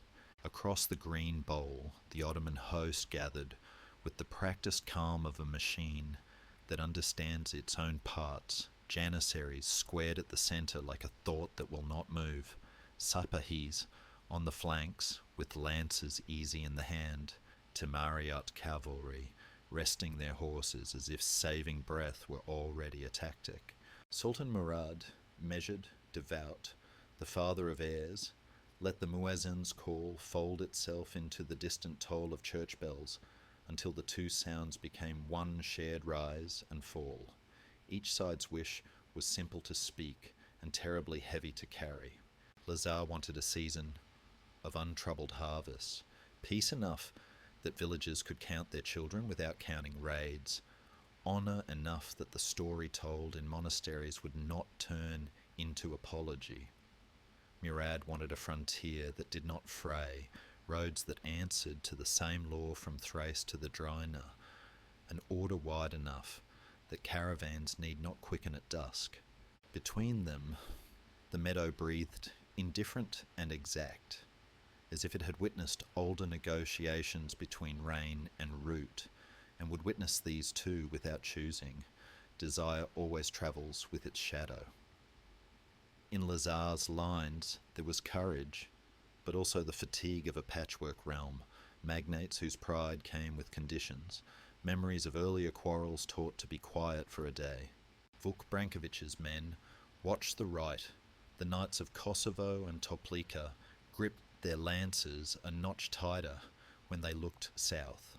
Monks in dark hoods murmured psalms that sounded like instructions for keeping composure. In Murad's army order did not exclude uncertainty. Bayezid and Yaqub, his sons, stood with separate commands that glimmered with future questions. The Janissaries, iron in training, were still few enough to need the steadiness of older, looser troops. The wind, courteous but real, pushed dust the wrong way at times and laid it delicately along bowstrings. Rumour padded quietly along both ridgelines, that Hungarian intentions leaned like weather beyond the horizon, that some nobles' loyalties were made of glass, that a legend, already restless in its cradle, would look for a hero before evening. The outer world set its plain terms. The meadow's gentle slope made cavalry's first strides honest and its last strides taxing. Small runnels and damp pockets waited for the overconfident. The river kept its own counsel along a reedy edge. Summer sat neither young nor old, June 15th, by some reckoning, warm enough to loosen men's thoughts, not hot enough to tire them quickly. Crows watched from fence lines with the shameless patience of witnesses who will not be named. Politics leaned on the field like a hand. If Lazar fell, Serbia's autonomy would be measured afterward in narrower currencies. If Murad broke here, the line of Ottoman certainty, so clean in Anatolia, would learn to stutter in the West. Even the saints and the law seemed to be listening. They met in the old grammar. Arrows first, thin, insistent rain that stitched distance into nearer cloth, then a lifting of lances and the press of hooves from the Serbian centre and left, a blow that sought not to decorate but to open. For a while it worked, in the way good blows do. The Ottoman front bowed, parts stepped back with tidy discipline, and the Janissaries planted their feet deeper, as if the earth itself were a shield. The flanks answered. Bayezid, as later stories love to tell, rode his sipahis, like a sentence drawn with a fresh nib, curling around the Serbian right. On the other side, Jakub moved more cautiously, aware that patience sometimes pays interest. In the thickest place, the janissaries absorbed impact as a tree absorbs wind, bending in a motion you do not notice until you see they have not moved at all. The meadow, so softly described by poets, learned again how iron speaks. There is a chamber in every battle where legend enters like a candle. Here it carries the name Miloš, Obilic to some, who, according to one tradition, slipped through vows and bodyguards to reach Murad's person and turned an instant into a wound that history has never finished touching. Was he a loyal knight disguised as a defector? A sudden blade in a press? A later embroidery to explain the unexplainable? Careful historians place alternatives on the table and ask us to breathe. What is broadly agreed is the consequence.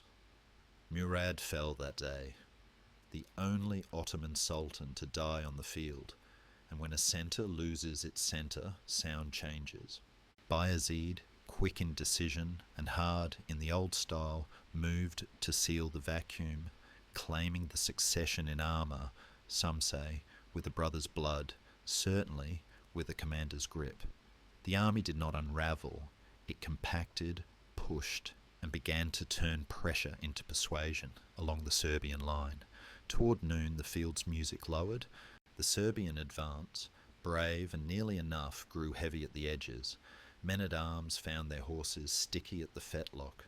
The second and third curtains of Ottoman cavalry arrived with the timing of men who count silently and act on the whispered four. On the right, where Brankovic held, a loosening opened into space, strategic withdrawal to some, desertion to others. Either way, a gap that pulled at the whole fabric of resolve. Lazar, fighting where a prince must to keep the story clean, was taken. With him went the scaffolding that holds a patchwork when strain becomes more than cloth. The meadow did not grow louder, it grew patient. Pockets fought on, knights around a fallen banner, villagers who had carried bills and axes grim with the steadiness grief sometimes lends.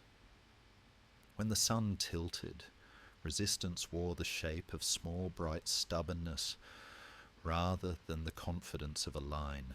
What remained after prisoners were sorted, after the wounded discovered that water has the taste of mercy, was the kind of verdict fields prefer. Complicated, enduring, the Ottomans held the ground and, with Bayezid now sultan, carried forward a momentum that would spool south and north in the years to come. Serbia lost a prince, and with him, the freedom to imagine its choices widely. Vassalage would be the new language, spoken with pride where possible, with bitterness where remembered. Yet memory, that second kingdom, began building at once. Monasteries painting walls with gold and sorrow, singers tuning the Vidovdan cycle into a vessel wide enough to hold grief and oath together. Mothers teaching children the names of men they had never met, as if they were cousins. Scholars, calm under lamps, remind us that Kosovo was not a crisp ending, but a hinge, heavy, creaking, full of human weight. The meadow, innocent of myth, simply cooled. Evening returned with a long, even breath. Campfires sprinkled the dark like cautious constellations. Somewhere a muezzin's voice braided with a chant in church Slavonic until the night accepted both. Horses blew softly into nosebags. Scribes, Muslim and Christian, began their separate pages and found that ink behaves the same for every hand. Dew would come again before midnight and settle on trampled grass, as if blessing did not require permission. Far away and years later, another meadow would hold a different prayer, banners of a crusade that stitched Poles, Hungarians, Wallachians into a single fragile hope, a Black Sea wind lifting the hems of tabards while a young king wagered boldness against the autumn. When the shorelight of Varna glows in 1444, listen for surf under armour and the ache of a promise kept too far. Our path leans there now, quiet as a tide, waiting for part 19. Tonight you're listening to part 19, Varna, 1444, Shorelight, A Restless Oath, and the autumn, when courage outran the map. Morning rippled across the Black Sea like brushed metal, and near Varna, the dunes and vineyards took the light in small, patient sips. Beyond them, marsh and lake leaned against a low, sandy ridge, and the sea kept breathing in even hands, as if to remind men that tides do not consult treaties. A bannered coalition stood there, Poles and Hungarians braided beneath the white eagle and the double cross, Wallachians hardened by border work, Croats, Czechs, Bosnians, a handful of crusading volunteers whose mail still smelled faintly of ship's tar, gathered around Władysław, the young king, whom some would forever call Varna, and the veteran commander, John Hunyadi, whose mind carried battlefields like a carpenter carries the measure in his palm. Their wish was a sentence spoken with clean hope, to turn a truce break into a redemption, to catch the Ottomans while their sultan marched far in Anatolia, to make the Balkans exhale after a century of held breath. But reality, quiet and exact, had rearranged itself. Murad too, drawn back from the east by vows and weather and the elastic logic of empire, had already crossed by ships he did not own but could hire, and the long column of the Ottoman host uncoiled toward Varna with a steadiness that made noon feel nearer. Oaths hummed uneasily around the crusader camp, papal promises, Venetian bargains, a compact signed at Szeged, then broken with the earnestness of men who believe God will prefer courage to paperwork. Priests lifted the holy rood and spoke forgiveness in advance to soldiers who found such theology both comforting and alarming. Doubt walked in familiar shapes. Władysław had a young man's appetite for verdicts, a brightness that makes allies love the day and veterans worry about the evening. Hunyadi had the ache of supply lines frayed thin along the Danube, and a commander's old suspicion that marsh and sea make a pocket as easily as a wall. Among the Ottoman vanguard, the wind carried a different caution, the knowledge that janissaries are iron but not infinite, that sipahis bloom best when the ground is dry and wide, that a Christian host with nothing behind it but water can fight like a narrowed flame. The outer world set its quiet terms. To the north, the lake; to the south, the sea. In between, a saddle of land where a line could be stretched or snapped, vines and low fences that would make cavalry feel educated against its will, sandy troughs where hooves would lose sentences mid-phrase, a November sun that warmed just enough to lie. Politics leaned like a thumb. Venetian ships counted ducats before winds, papal legates counted souls and chances, and across the mountains garrisons counted days of bread. The camps grew close enough to count each other's cook fires, and day opened like a door that will not close until it has been properly used. Hunyadi arranged the host as a pair of hands around the ridge, wings set firm on higher ground, centre a little forward to keep the janissary heart from finding easy comfort. The Wallachian light horse waited like needles of shadow, and banners from Transylvania and Poland drew their colours into a single voice. Murad anchored his middle with janissaries and guns, small, smoky, more mood than murder, and set his flanks to fold like great sleeves around the Christian line. His household guards stood where a sultan's breath becomes a country's. The first notes were not loud, probing cavalry, twitches of skirmish along the vines, arrows exchanging their precise politeness. Then the right wing, Christian, found its rhythm. Hunyadi's men pressing, pushing the Ottoman left back toward the lake with a clean, rising confidence that tastes like the top of the day's arc. Standards tilted south, drums stumbled, and for a full, bright quarter hour, the map favoured those who had marched too far to settle for small winnings. On the other side, the Crusader left bit, and then slipped, then bit again, the ground stinging like a teacher with a switch, and in the centre the Janissaries bent without breaking, planting their butts like trees, and letting air and iron move around them. Hunyadi read the hinge as it began to turn, sent for the king to hold the middle steady while he finished his work on the right, and history, with its old appetite for a single decisive gesture, arrived wearing a crown. Władysław saw the Janissary square, saw the green pavilion beyond it, that meant Murad himself, and felt the bright, irresistible slope toward acts that later become paintings, a charge straight down the narrow throat of chance, lances low, household knights, a shining knot around a hope shaped like a young man's name. Advisors tugged at reins, shouted the vocabulary of caution, wait, bind, let the wings finish their sentences. But the king's horse had already gathered, and sometimes destiny is only a spur pressed a fraction too hard. They hit the hedge of pikes and bodies like surf hitting basalt, foam, noise, a momentary glitter. And then the undertow, horses check, men lean forward into steel they cannot push through. A banner dips and is wrenched, a crest disappears. Chronicles argue about the inches, how near the pavilion, how many layers of guards, but the shape is not in doubt.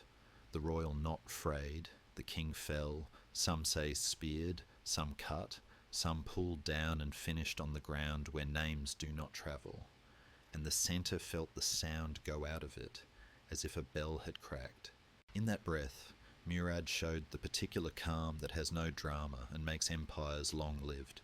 He kept the Janissaries still, gathered his right, pressed his left toward the lake, less rashly than necessity urged, and let the fact of a fallen king travel through the Christian line like a winter. Hunyadi lashed the right back into order and tried to stitch the day together, counter-strokes that bit and let go, escorts for the retreating, the rough kindness of holding a path open for those who could still use it. But the pocket had become a pocket indeed, and the sea's patient hand now felt like a wall. The banner of Saint Ladislaus, lifted by bishops to steady eyes, shone briefly and then waned. Wallachian squadrons did the small brave work that never grows tall in poems, turning pursuers into watchers, then into counters, then into caution. By afternoon, the ridge was a page of edits and smudges, prisoners called by price rather than rank, and a long, reluctant river of men walking north with the habit of glancing back. The dead did not argue. A sultan prayed beside a field, whose verdict he had not engineered so much as endured correctly. A commander, Hunyadi, gathered the remnant, and learned again the old general's prayer that mixes pride and apology. Scholars will later note the arithmetic with their careful pens. A truce broken, a bridge of ships for the foe, when friends would not provide it, a field chosen by corral rather than invitation, a royal stroke too brave for the grammar of the ground, and yet the day refuses to be thin.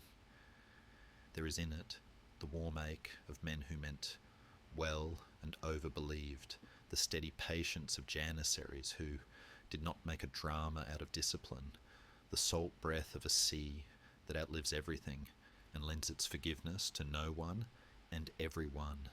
Evening unspooled with a copper quiet, the lake took back the sky, the vines smelled green again, campfires, Ottoman and Christian, pricked the dusk like a consent the day had not asked for.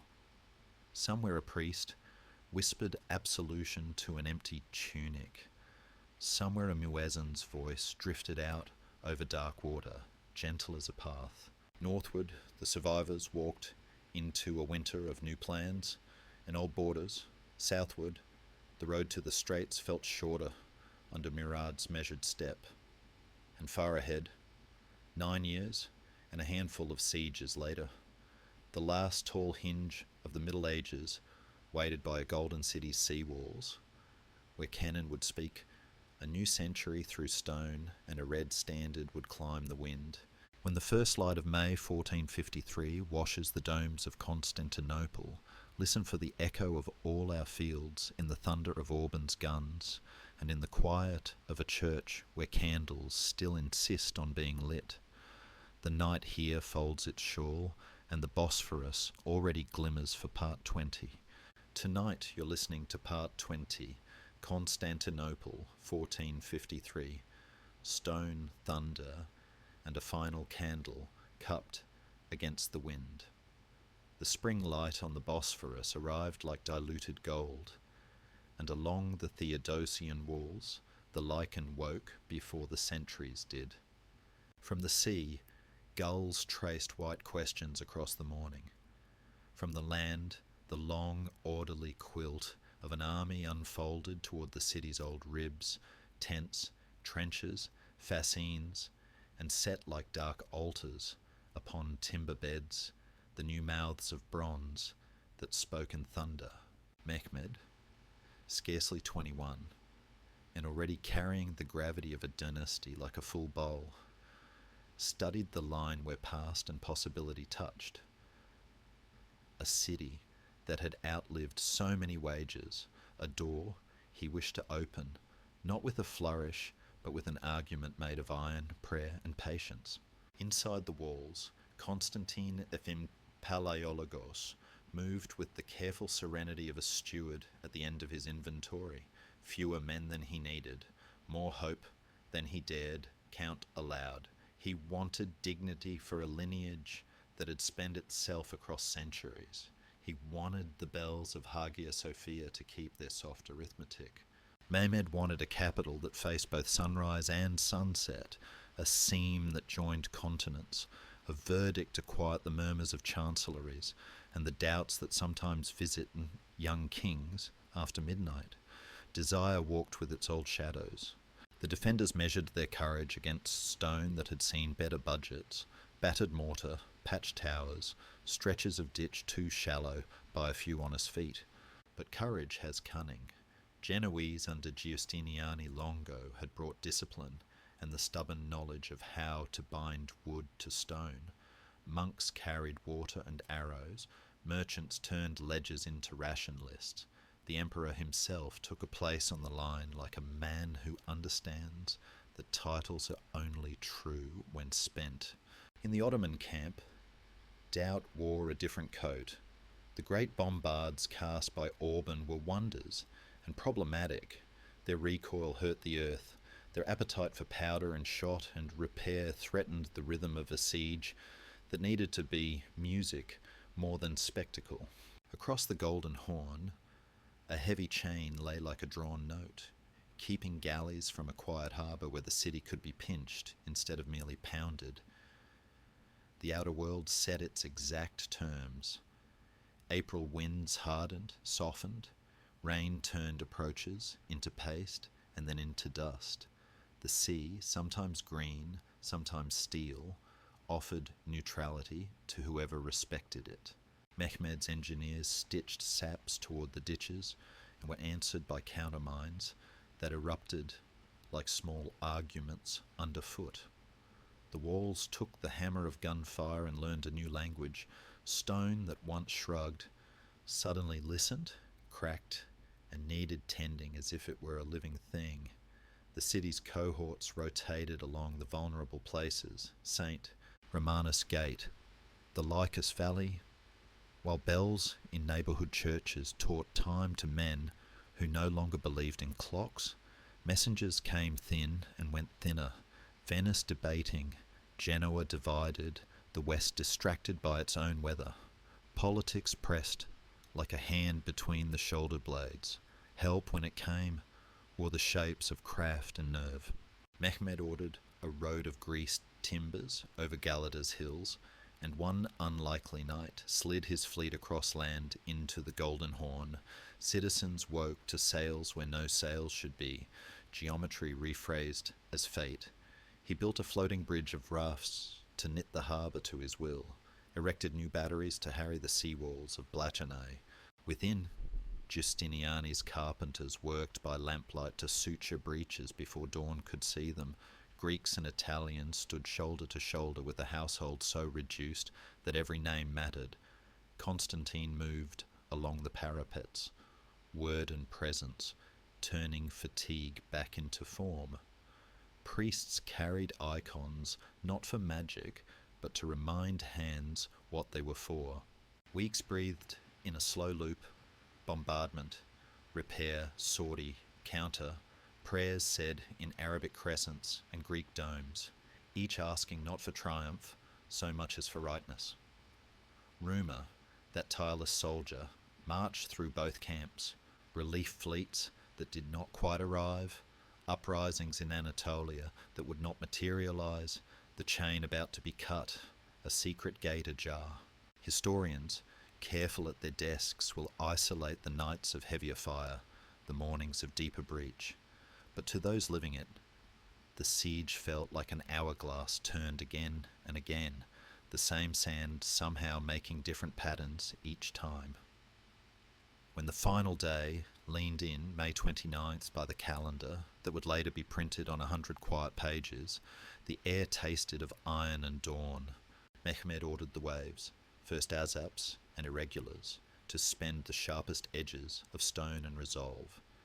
Then Anatolian regiments to test the repaired places. Then held, like a kept breath, the janissaries. Inside, Constantine gathered what remained into a line that was less a wall than a will. The first assault tore, frayed, and fell back. The second pressed, found new timber, new arrows, new hands. Somewhere along the battered skirt of the St. Romanus Gate, Giustiniani took a wound that hollowed him. Borne toward the ships, his absence moved through the defence like a sigh that forgot how to end. The third wave came in the grey when men misjudged distance, the janissaries climbing, silent and methodical, their discipline not dramatic but absolute.